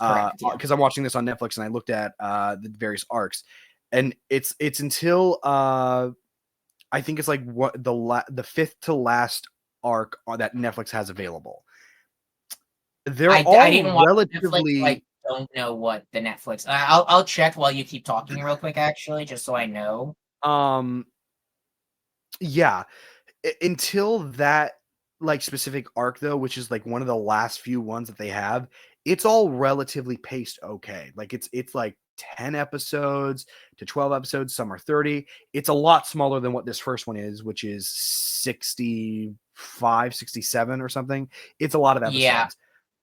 Yeah. And then you get to like it starts with a D. I can't remember what it is. Dressrosa. Dressrosa, thank you. Once you get to Dressrosa, it's like that is 120. Oh my god! Yeah. It's like 120 so that notoriously is it seems like on Netflix. I'm surprised you know about that. It seems like on Netflix they're only up to the Alabasta arc. So you have the East Blue Saga. Wait, so March Netflix has so it only has the East Blue Saga, according to what I'm seeing. No, I'm not on Netflix. I Googled it because I don't have Netflix on my phone. Just because of that stupid password sharing thing. And I moved off my parents. But it seems like wait. Oh, so it does have Dressrosa. Okay, so it skips around a little bit. So this is why it's good that we're keeping up every week, because I want to make sure that you don't accidentally watch an arc out of order. Because I'll look into it more after the episode. But yeah, again, we're gonna have to sit down and have a conversation about One Piece eventually for you, just because I don't want to subject anyone to what I did in terms of watching every single episode. Because there are points in time, and one of the only ways I got through One Piece, or I shouldn't say got through, but for lack of a term, got through some of those like bad pacing was I would have it on in the background while I was cooking or something, and then the second something started to pick back up, I'd pause, run over, sit down on my TV and watch it. So yeah. But unless there's anything else you want to talk about with One Piece, where are you at in Game of Thrones? Where are you at in Game of Thrones? So kind of like with what you said, where it's like, I had more time to watch One Piece before we started the podcast. Now we're doing this weekly. I've watched 3 episodes. So last time I watched 4 episodes. This time I watched 3 episodes. The last thing I saw was Stark. I need to sit down and like look at all of their names on a sheet, to be honest with you, because there's so many fucking characters. In One Piece, you're lucky. There's like the main crew and then some side characters. With this, it's fucking so many of them. But Stark, what's his name? The Stark father, Ned Stark. Thank you. Ned Stark gets betrayed. Like literally, the episode ends with him with a dagger to his throat. That is the last thing that I saw. I did warn you not to trust me as the final line. Yes. Yes, correct. That was insane. I kind of anticipated it. It wasn't something that I had spoiled for me. I did know that the son was going to take the throne. That I think I talked about that last episode. Like I did know that Joffrey was going to take the throne. But the way that it happens, and I didn't expect it to happen so soon or that way. Right.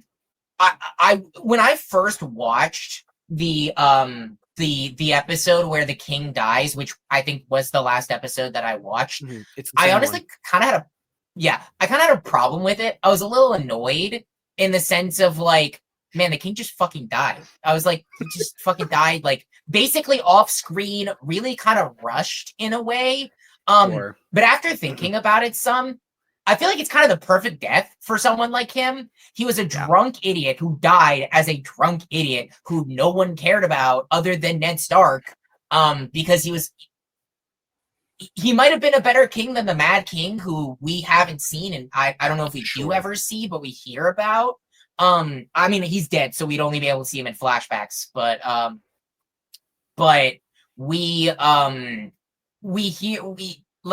we assume he's a better king than that, but he's still a piece of shit, dude.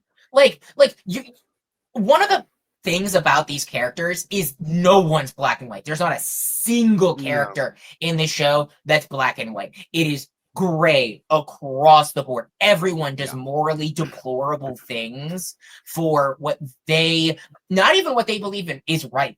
In the sense of the king, one of his big lines that he says a lot is, and he says it, I think it's the episode before he dies, or no, it was the episode with the joust, when he says that he wants to joust, which he never gets to do, because he fucking dies and basically gets convinced out of it type of thing.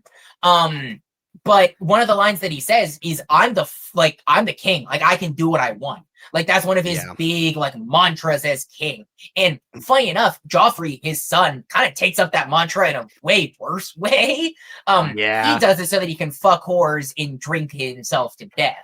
And it's such a like, I'm going to talk a lot about the king more than honestly any other character, because I feel like obviously leading up to his death, you get a lot of scenes with him, and like him slapping his wife. He even says like, I don't do that. Like he like, you see it and you assume that it's something he probably just beats his wife all the time, but like he's like, oh, I don't do that. Like I don't know what came over me. Like he even kind of, he's never gonna apologize.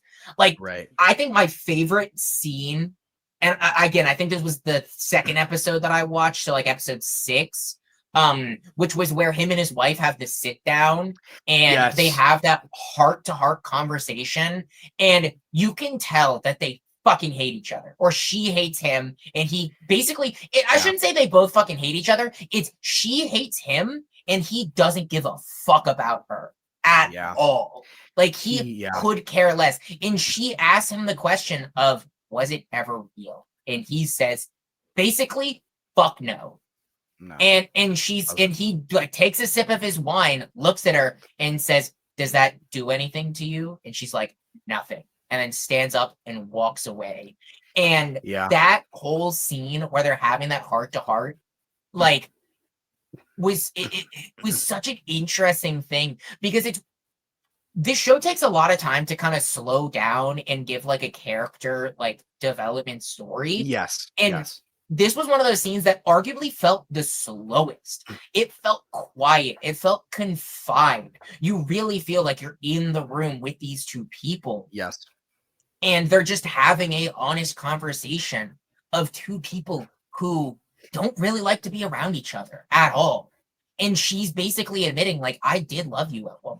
Like, this was real to me. This is why she's asking this question, because there was one point, and then she says, not to him, but later on, where you essentially find out like how she got to know him, like what happened, and one of the reasons, like what flipped the switch in her is essentially on their wedding night, they go to consummate the marriage, and he's drunk off his ass, goes in to whisper in her ear, and whispers his dead wife's name. And that is one of the saddest things about his character, is he never got over it. And funny enough, back to the conversation about what we were having with First Love, with Adam, Eve, and Rex. First Love is such an important, like, it's kind of funny that I watched them in the same week, because it's such an important thing that resonates with me a lot, but I feel like it's such an underrepresented character, at least in the things that I have watched, where he could not get, like, I got over my first love, but it still means something to me, but he never did. And that's such a, like, heart-wrenching thing to realize, that the reason he's doing all these things is because he lost the only thing that ever mattered to him. And at that point, what's the point of living? Like, he's the king of the 7 realms. And I'm gonna paraphrase again, like, but I remember there being a scene where he's essentially like, I'm the king of the 7 realms, but all I ever really wanted was her. And all he wanted was Ned's sister. Yeah, correct. All he wanted was Ned's sister, and it's so sad that he and again, he dies in a humiliating and stupid way. He gets hit by a bull because a hog, I think is what it was. Boar. I think what boar. I heard bull when they first said it because of their accents, but I did later realize that he said boar. But he gets killed by a boar while hunting because he's too drunk. Now, I will say, there's a little asterisk to there. There's a little hint that maybe there was a little bit more to that death than first meets the eye, and I think we might get more. And based on your face, we probably will. I know nothing about that. But it honestly, it is such a disrespectful death in a way that makes total sense. Like, sure. Again, at first, when I first saw it, I was like, oh, this is so dumb. He just fucking died from a boar. And then I thought about it, and I was like, no, that makes sense. He's not going to die in battle. He's not gonna, like, there are 2 ways he's gonna die. He's either gonna die like a drunk idiot, which is how he went out, or he's gonna get stabbed in the back and killed like the Mad King. Yeah. And they picked, he died like a bumbling idiot. And like, he accepts his death so quickly, which is kind of interesting, but I feel like it makes sense, again, after thinking about it, where he's like, fuck it, I don't want to live anymore. He's like, I was so unhappy with my life as it was that I'm just gonna fucking accept the fact that I'm gonna die. Like, I can go be with the only love I've ever had. Like, I'm just gonna fucking die. Enough about the king, though. There were a few other things I want to talk about before we move on. Tyrion Lannister, the dwarf, he has his trial by combat. That was a really interesting scene. I was not well, obviously I knew he was going to get out of it, in the sense of, like, that made sense for the plot. I also know he doesn't die yet. Or I don't know where his story ends, to be honest. That's one of the characters I don't know where his story ends or where it goes, which is, like, super exciting for me because I love him as a character. like one of the things that I feel like sums up his character so much is the scene where he's begging for his life in the sky, which, by the way, those prisons in the wall are fucking it's insane. How did George R. R. Martin think of that? It's insane. It's so fucking cool, dude. It's like, you don't need a gate. You just need to fall to your death. You just need a fall to your death. Like, that's all you need. You don't need a wall. And he almost rolls it off when he's sleeping. Like, it was so fucking cool. But like, he's begging for his life and trying to bribe someone. And then he's like, I'll pay you a bunch of money if you let me confess my sins. And then he goes to confess his sins. And he's like, oh, I fucked this whore. I fucked that whore. And they're like, what are you doing? And essentially, like, I'm confessing my sins. Like, I told you what I'm like. And then like the like queen lady, the sister, gets really pissed off. And like, one thing I will say is, kind of backtracking a bit, I feel really bad for that child actor who on this fandom, like, the breastfeeding scene when she's introduced was so fucking, I felt so goddamn uncomfortable watching that scene. But then watching, and I don't, these are another characters. I don't know what happens with them, where this goes, whatever. But the son, like, I hated that scene. Like, it made me so uncomfortable. I fucking hated it. Oh, yeah. But I feel like it was the perfect introduction to those two characters. It was the perfect introduction, because then you get to the whole trial by combat thing, and the son is a lunatic. But no shit, he's a lunatic. He's a, like, probably, like, I'd have to assume 10, 11-year-old getting breastfed by his overprotective mom, who is like he's a lunatic, and his mom's a lunatic. And it as much as I hated that scene, I feel like it was the perfect introduction to these fucking terrible ass psychopaths, essentially, of characters. And then obviously Tyrion, like, the whole choose a champion thing, that was really interesting. Obviously, I knew his champion was gonna win. I didn't expect the whole who was gonna stand up and be his champion. That did catch me a little off guard. But yeah, that was really interesting. Of course, what else do I want to talk? I feel like, I mean, I've gotten through most of my points. Like these episodes are so dense, so and it's like, so one of the reasons why I've only watched 3 episodes is because I need time to digest them. And like, I feel like when it was releasing episodically, you'd have a whole week. I'm watching multiple episodes in a week, and these episodes are so dense that, like I said, I didn't fully enjoy a lot of these scenes until I thought about them afterwards. And I love shows like that. If I watch a show and I never think about it again, or I don't think about it that deeply, even if it was one of the best things I'd ever seen in the moment, ultimately it means a lot less to me, because I like shows where I digest it and I think about it and I theorize about it and things of that nature. And again, this is such an interesting character profile on just human beings. Right. And I love it. Oh, I'll say one more thing. I'll talk about one more thing of Game of Thrones. This was another huge fucking thing that happened, and you're probably surprised that I didn't talk about it already, but that was Daenerys Targaryen's arc during these last 3 episodes. Obviously, we know she's with child. Okay, I'm just gonna say this right off the bat. I haven't seen Jason Momoa in a ton of things. I know this is one of his big early breakout roles, from what I understand.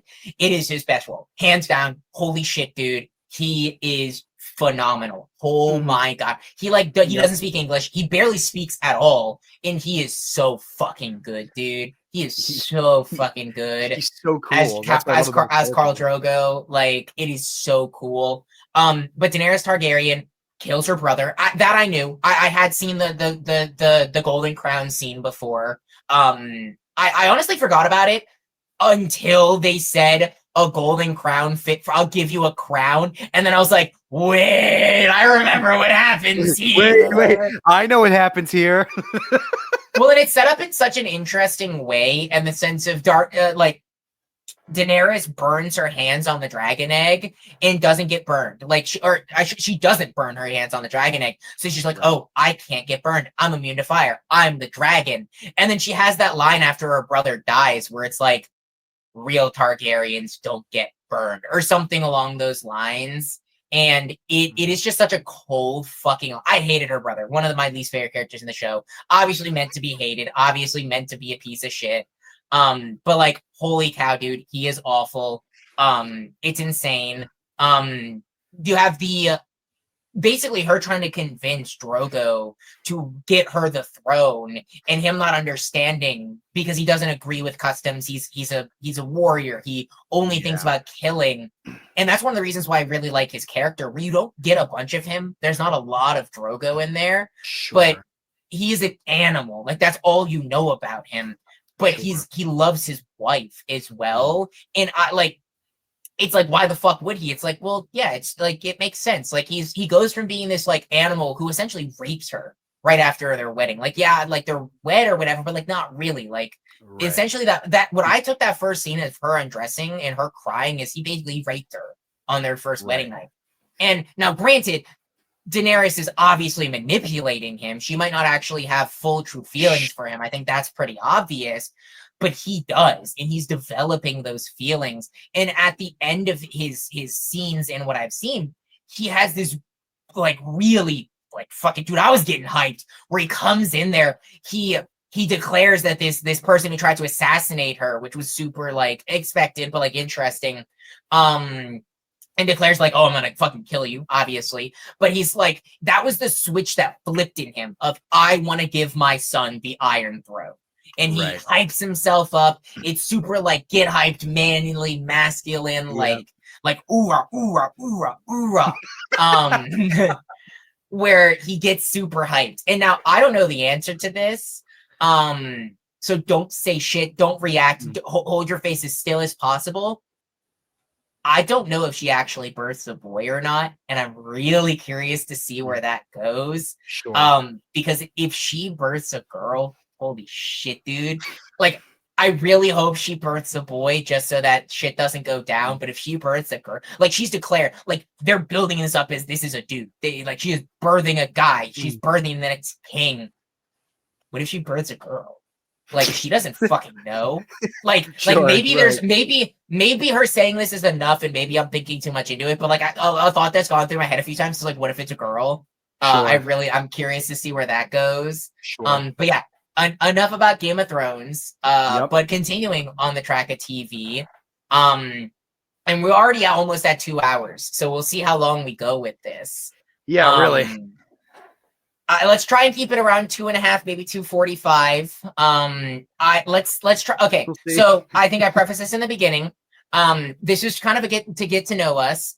We each have 3 top 5s. One of them is our top 5 favorite movies. One of them is our top 5 favorite TV shows, and then one of them is a top 5 of our choosing. I don't know what Carson's top 5 is. He doesn't know what my top 5 is. But we both made a top 5 of our favorite somethings.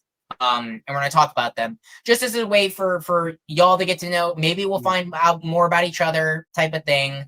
But yeah. So just jumping right into this, the way I want to do this is until we get to our last top 5, I want to go back and forth. So we'll start with, in the order that I have it on my phone, I have movies, TV, and then my special one. We'll start with movies. I'll say my favorite movie. Give I'd say let's give 3 to 5 minutes on why we love it. And then we can kind of move on. I feel like I don't want to just, we're going to talk a lot of the stuff on my list I want to get way more into, which is kind of the reason why I want this to be more of an introduction to ourselves, not only because of the time, but like the original idea that I posted was like maybe 5 minutes per or less, just as kind of like this is why we put it on our list.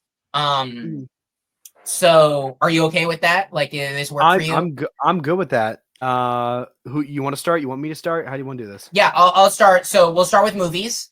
So I'm going to quickly rattle off. I have a few honorable mentions for a few of these. Because it's hard to choose, dude. So for movies, I have 3 honorable mentions. No Way Home, Joker, and 1917. Those are my 3. I'm not going to talk about them. They're just honorable mentions. Those are some honorable mentions for me. Really good movies, but they did not break into the top 5. My number 5 movie, and so I guess this is another preface. I apologize for not jumping. What I did to pick all of these. It's not the best thing. It's not the best thing since sliced bread. It's not necessarily the most beautiful thing that's been ever made. it is something to me. It kind of goes back to what I said earlier of things that keep me thinking, things that make me think in the moment, but mainly things that either mean something to me on a personal level or things that I just continue to think about later on. Like, there's a lot of things like Solo Leveling. I love Solo Leveling, but spoiler alert, it's not on my top 5 shows. One, because it's still running, which isn't necessarily like that's not necessarily a no stop, but like, sure. It's more of like a fun junk food that you watch in the moment, but it's not like making me like, oh my god, this is the most deep thing ever or the most meaningful thing to me ever. Not that it has to be deep to mean something to me. Sure. But all that to say, my number 5 favorite movie is Knives Out. I put Knives Out as my number 5. I put a lot of thought into this with Knives Out because I was like, this is an interesting choice. The reason I put Knives Out is I had not seen a ton of like I had seen I had seen similar detective-ish style things before, but this was one of the first that I had seen that had me at the edge of my seat the entire. Like, it has such an interesting concept with Ryan Johnson that he does, and I've met Ryan Johnson very, very briefly. Yes. Super cool dude. But he does something super interesting where he tells you kind of the end of the story at the beginning, and then you work backwards, but then you obviously have the big twist in terms of, well, what you saw wasn't necessarily the full story. And think like it kept me thinking and guessing. And again, I love movies that make me think. I love logic puzzles. Like, I know we talk about big fantasy and big, but like, I love thinking. Like, this movie made me think. Now, granted, it is still fun. It has a bunch of really amazing performances. Obviously, Chris Evans fucking killed it. But all of the actors just did a phenomenal job in their roles and in playing a family that is only gives a shit about money. And then you have this essentially this confidant slash maid slash house assistant, whatever you want to call her, that is the only person that actually meant something to him because she didn't really give a fuck. And right. I know I'm kind of like rambling here. A lot of these are going to be rambling, but like, it made me think, but also made me feel in a way. Right. It also made me feel fucking hate for this family. You know, it made me sad for this person whose family could get deported. Like, it's just such an interesting think piece while also having a lot of that, oh shit moments. Like, obviously, one of the last scenes where he goes in for the kill and it's a fake knife, which was kind of alluded to previously. Like, you kind of like, wow, like, I don't know. It was so cool. I love the sequel more than I feel like a lot of people do, but it's not nowhere near Knives Out. But that's my number 5 movie. I'll kick it to you for your number 5. So number 5 is one that I love dearly. I try to watch at least twice a year. And that is 2017's Logan. I honestly shocked it's this low. I knew this was going to be on your list, but I'm shocked it's this low. Wolverine, Brandon, as you know, is my favorite comic book character. I honestly, I probably could say favorite comic book. I know it's not anime, but like anything in like the history of like comic book style. Yeah, he is my favorite of any creation that has ever been done, and Logan pulls no punches. It doesn't care for the PG-13 past. It's R. No, it's gory, it's bloody, it's brutal. But it also and this is why I love it, because similar to The Dark Knight, this isn't a superhero movie. This isn't just another bad guy beat up, save the world, woohoo, we're done type of event. This is watching a man come to terms with his old age, basically trying to protect the last person who he has, keep him alive, while at the same time dealing with his past, which is, okay, he has a daughter now. What kind of shenanigans is that going to get Logan into? But it's really, it is the perfect finale for a character that had been running for 20 years. And I grew up watching X-Men. I said that last time whenever I talked about Daredevil and Ben Affleck's movie. Logan was everything I wanted it to be when I first saw it. I was hyped. I was caught up in the emotions from everything that the movie itself brought, not just the connections to the past.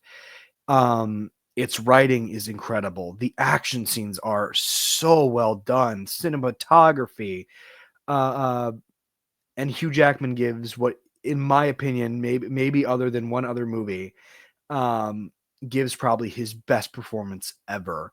Oh yeah, Certainly his best absolutely. performance as Wolverine. I love that movie to death, and for that reason alone, I can't possibly think of a better spot to put it than number 5 on my list. Yeah, no, I agree. I will admit, as we've talked about before, I'm a little lower on. I still love it. I still think it is a masterpiece of a movie. I'm a little lower on it than a lot of people. Spoiler alert: it is not on my list. Sorry, I'm trying to unlock my phone for my next one. But no, yeah, that makes sense. But moving on, my number 4 is it's Wall-E. And I put a lot of thought into this. Yeah. This one honestly was one of the first movies that kind of came to me when I was thinking about putting together this list. Dude, I had Wall-E comforter literally until I moved out of my parents' house. I had a Wall-E comforter. My walls in my childhood bedroom are still colored blue and gold after, like, navy blue and gold after Wall-E. One to be like essentially like space whatever, and one to be the color of Wall-E. Sure. It is a masterpiece of like I probably use the word masterpiece more than some people. I try to be reserved with it, but I think Wall-E is a masterpiece of a movie in the sense of you're telling of, again, it's a very human story.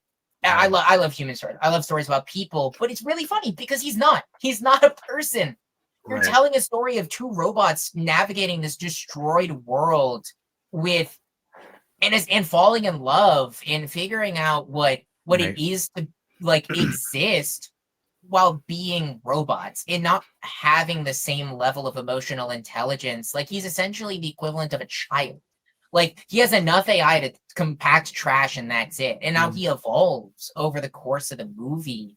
And it's also kind of a commentary as well. Like, a big part of the thing is a social commentary on where our society could end up. And this story was told, I can't remember when the movie originally released. I know it was the early 2000s, but it's a story about people getting fat and eating too much and the corporatization of the world and how it destroys us. And I think it is a story that more people need to watch Wall-E now, because I think it is a perfect representation of where we could go as a society. I don't think it is, but it is a cautionary tale told before a lot of people really talked about the real world ramifications stuff that's going on now. I hope we never end up living in the Wall-E world in reality, but it is such a interesting. I think of it as like a what if in a sense. Like, some movies are just for fun. I see Wall-E kind of as a what if, as if we make certain decisions as a society, where can this take us?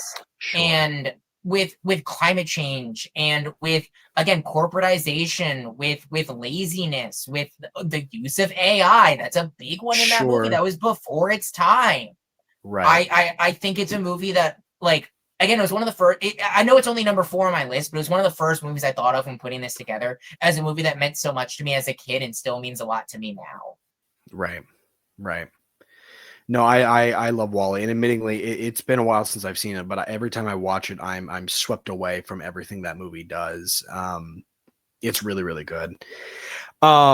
So my number 4 is one that I watched very recently and instantly became one of my favorites. And I am surprised I hadn't watched it until literally just last summer. But that is Lord of the Rings, The Fellowship of the Ring. That movie is I didn't know perfect you only watched that recent. I never watched it growing up because I always knew how good those movies were. And I think I'd always told myself pretty much, no, I didn't think, I know. I had only ever told myself, I'm watching these in theaters. I want to see them where they're supposed to be seen, on a big screen with surround sound and the biggest way possible, with an audience and everything. And dude, I was swept away by it. I mean it's a story I didn't expect to be as emotional as it was. Now, for context, I've only read The Hobbit. I have never read Lord of the Rings. I just now I've read Lord of the Rings because I watched the movie, but I had only read Hobbit prior, so I had some knowledge. I knew who Gandalf was. I knew the world of Middle Earth. I knew what it was, but I didn't know that about the emotional connections that Sam and Frodo would eventually have, the trauma and tragic story of Gollum. I didn't know about any of this. I was thrusted into this knowing basically bare bones beyond, oh, Gandalf's a wizard. He's very powerful. That's cool. And I read The Hobbit, so I knew who Gollum was, but I didn't know how tragic his backstory was until I watched these movies. And I think, without a doubt, Lord of the Rings is the most perfect trilogy I've ever seen. The only reason I think Fellowship of the Ring stands out is because of the character interactions and the way everything is set up. It is so well executed. It has so much heart, and my God, the score. Um, one of my favorite sequences is the Khazad-dûm bridge sequence. I'm specifically talking about just before Gandalf, eventually dies and falls down the bridge after the Balrog.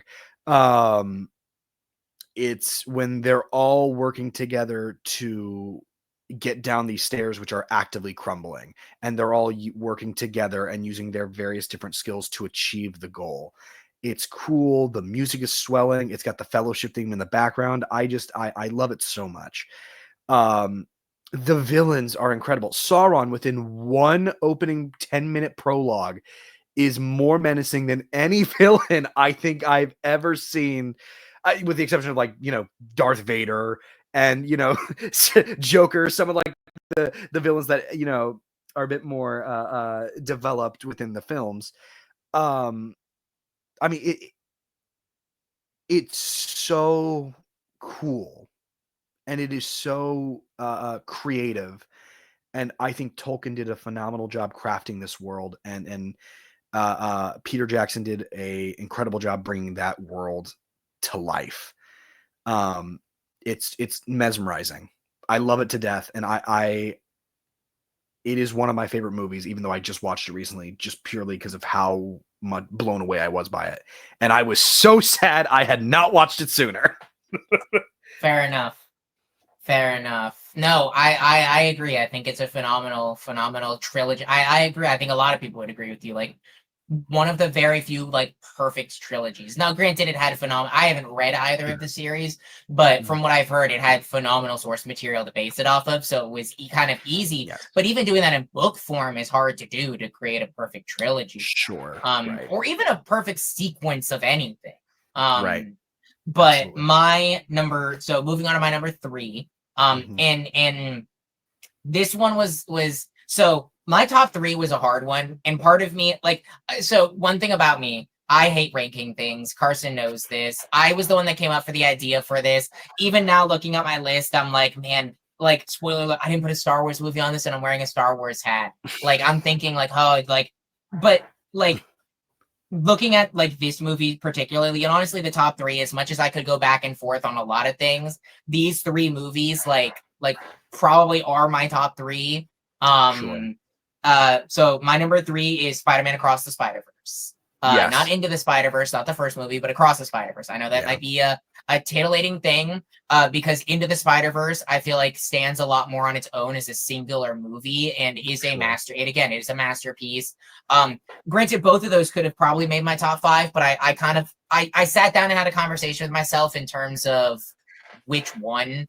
I didn't want to put both of them. Again, these rankings are our top 5s, but that doesn't mean that there aren't other things that we think of as being amazing and that we love. They're not, again, there are many other things. Again, there's no Star Wars movie on here, spoiler alert, but I love the Star Wars movies.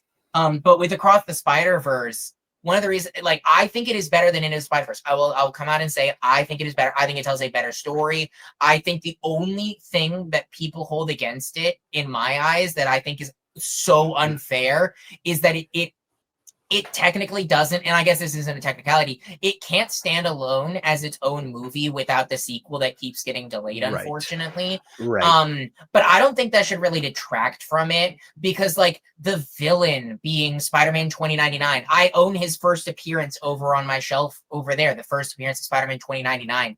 It is such a phenomenal character in the sense of he did what he did to save his family, but that's what ended up doing, like, he ended up dooming his family. And now he's trying to prevent Peter from doing it. Like, he's trying to prevent Miles, sorry, from doing it again, but also Peter and all these other Spider-Men, but also kind of manipulating them in a way. And it's such an interesting, like, a way to tell a Spider-Man story. It is not a friendly neighborhood Spider-Man, or it is a very big multiversal time travel.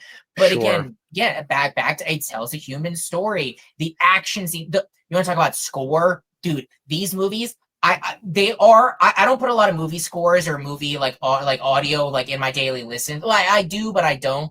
I think I have like every single fucking song from these movies. It is. So, I mean, you have Sunflower. I know that was the first movie, but like Post Malone was in. Like, they have so many good songs. It is probably the most beautifully animated thing ever made.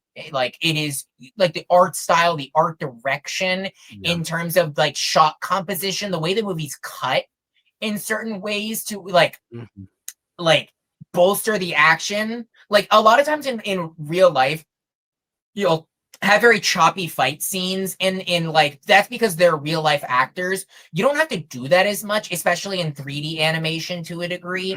And they kind of take advantage of that, where the action scenes are just spectacular and they feel grandiose, but you feel the stakes to them.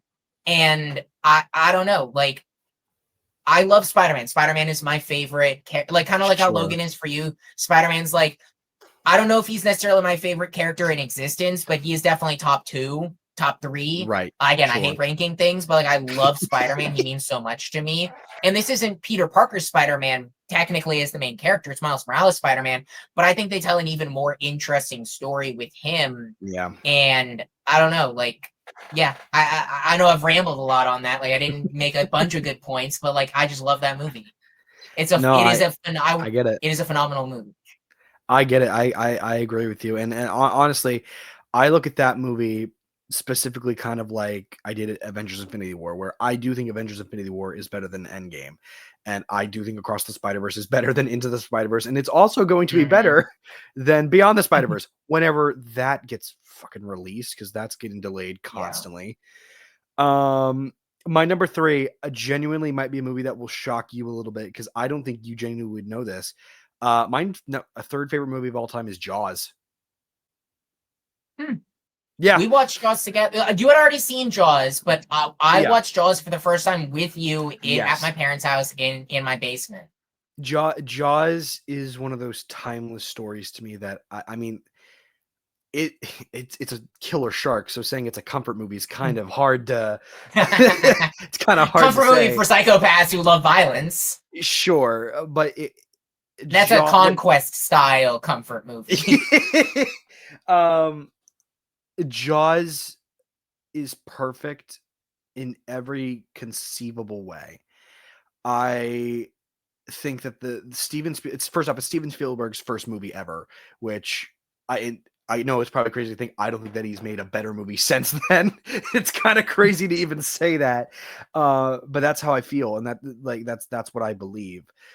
I think that his concept for this killer shark on the loose that nobody can stop, that nobody can do anything about,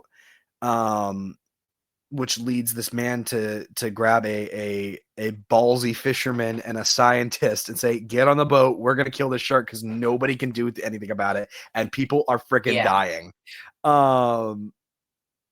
The story is just so cool. Like, I can't say anything more than that. It's so well crafted, and I want to talk about the characters. They are simple, everyday men. The lead is a police officer, and all he do is protect the city that he swore to protect, and that's why he gets on the boat and he goes and he does all the trials he has to go through in order to kill this shark. Richard Dreyfuss playing the scientist, which is perfect for him. It's one of the most perfect casting choices I've ever seen for a role. He has the right amount of comedic. He's the smart, brainy guy. He knows exactly how sharks think and how they act.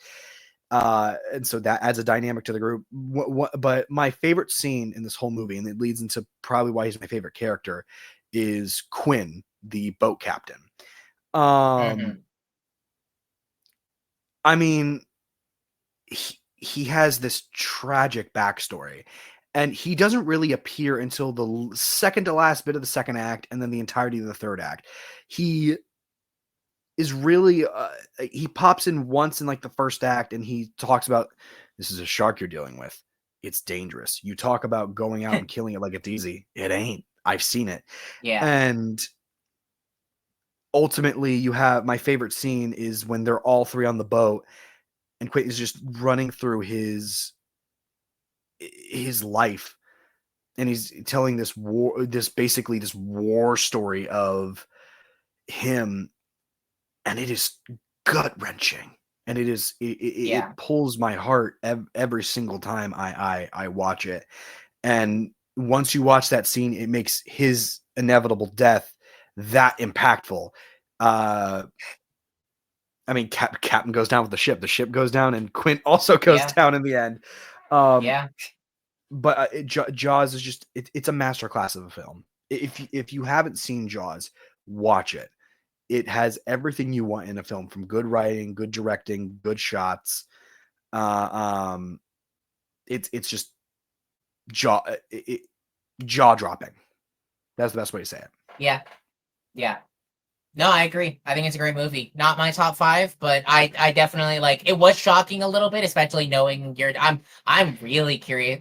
I will admit my number 1 will not shock you at all, but I'm curious to see what your number 1 is. But before we get to that, my number 2, I don't know if this is gonna shock you, but it definitely. And this is another one, honestly, that when I was thinking about my favorite movies was one of the first ones that popped into my head. And when I watched it, I think I even texted you and said like, "Yep, I think this is one of my favorite movies of all time." So that might preface what I'm about to say. And that is Everything Everywhere All at Once. Yes. Everything Everywhere All at Once is my number 2 favorite movie of all time. In fact, part of me wanted to put it at number 1, but when I thought about it, my number 1 has to be my number 1. It is cliche, but my number 1 had to be my number 1. But anyway, Everything Everywhere All at Once is a phenomenal movie.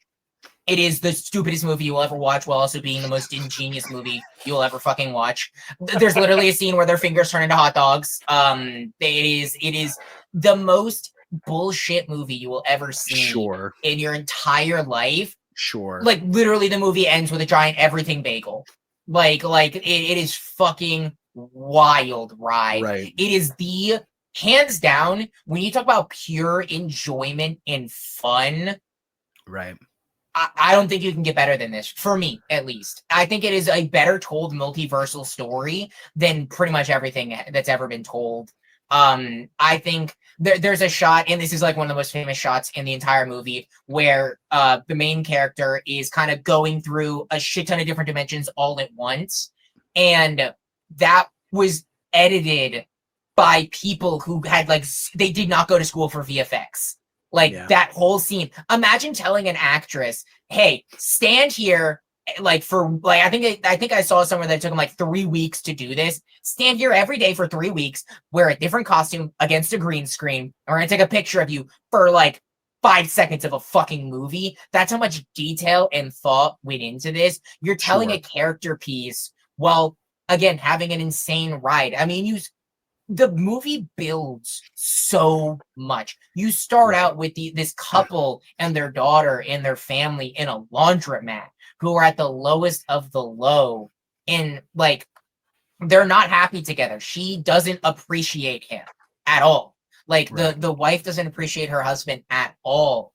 And it builds on their relationship. Like, it is a story about that family. It really is. It might be a multiversal story, but in the end, it is a story about that family. And it's told in a absolutely bonkers, ludicrous way. Again, I know I keep saying that, but you never lose the heart.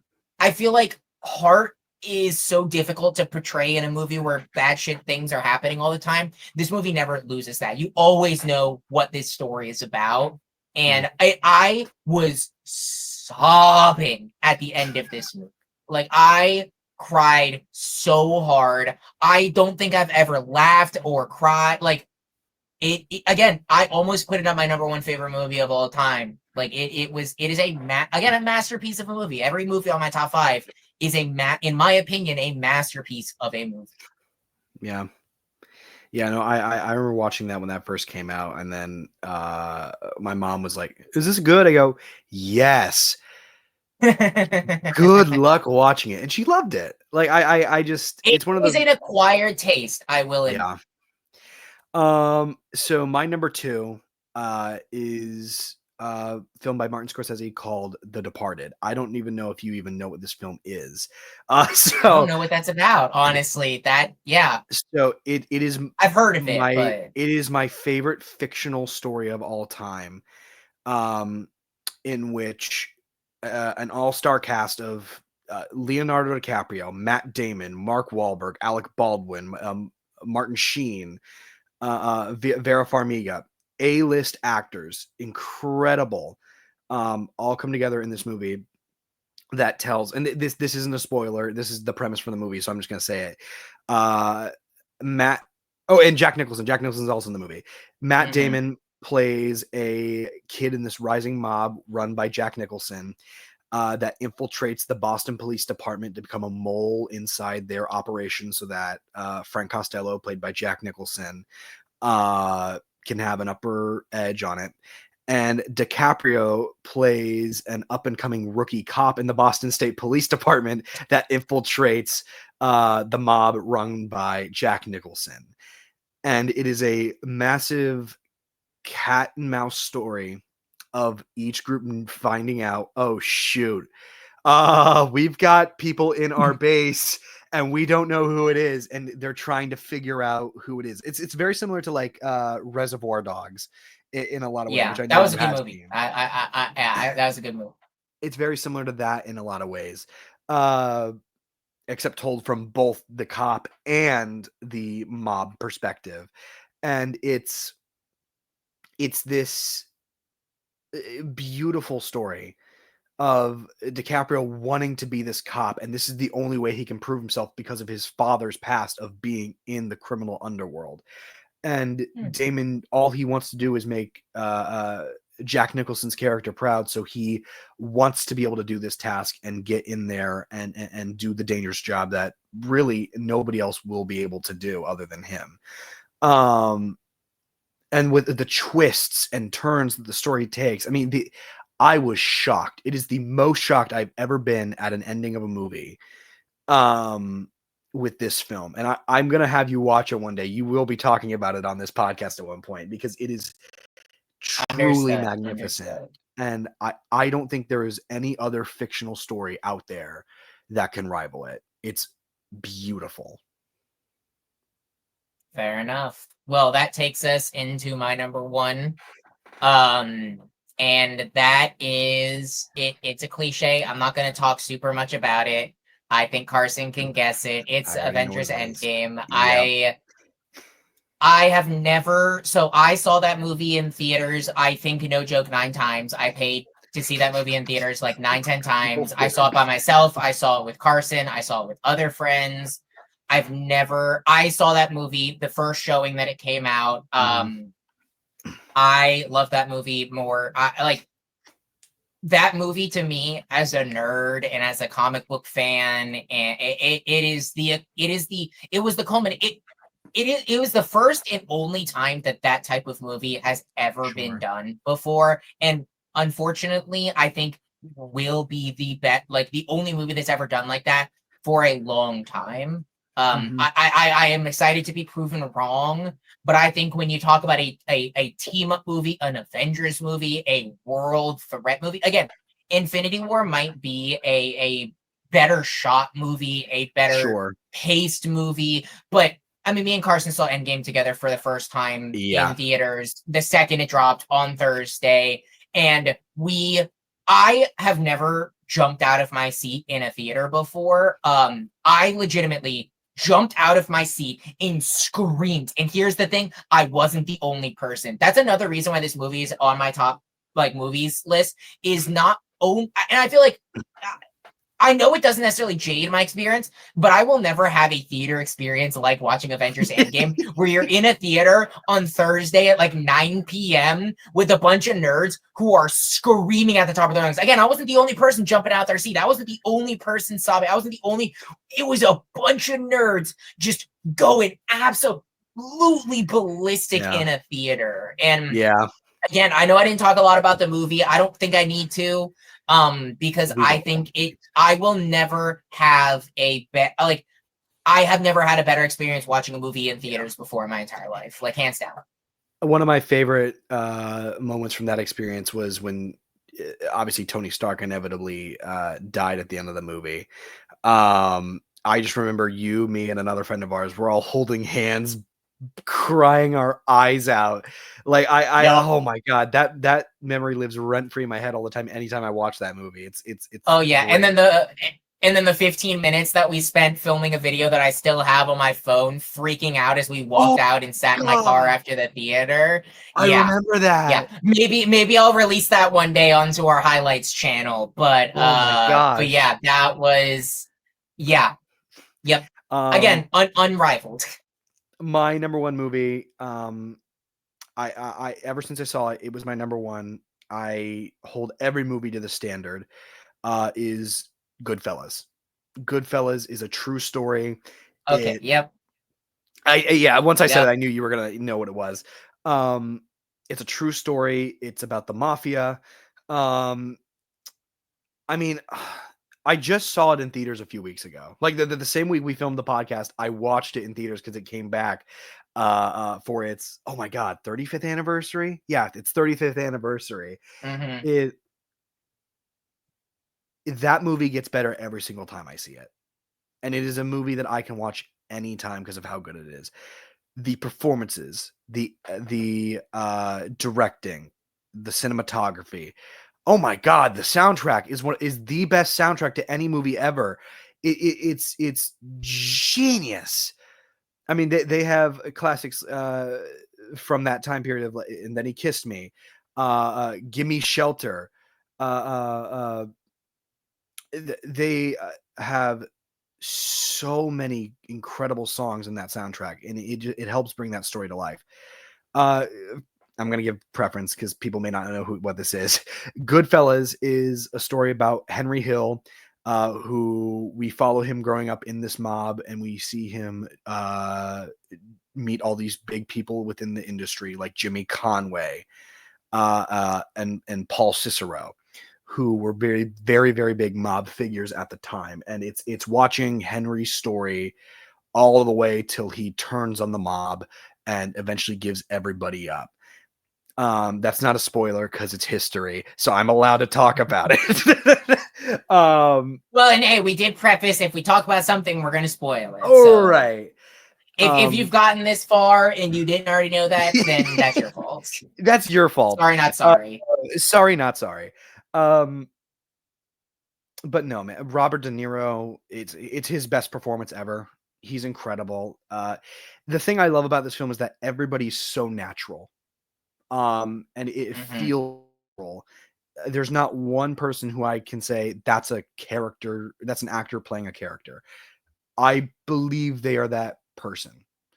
I love that with everything that I am. It's brilliant.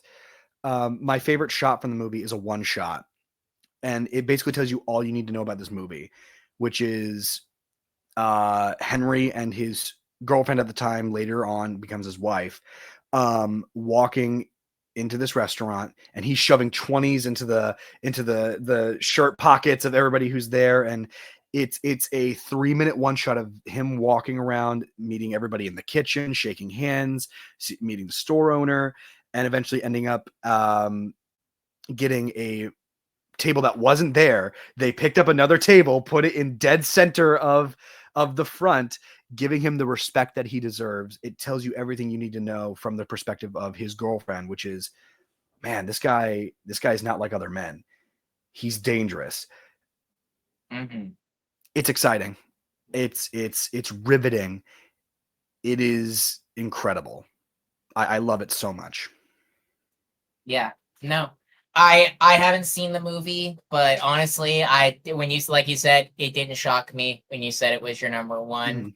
Now I'm gonna make an executive decision. We've been running for nearly 2.5 hours, and we still have 2 top 5s to go. So we're gonna make this a multi-parter. We're gonna come back next week. I honestly, I don't care. One thing that I'm just having so much fun. I think we both are. Yeah.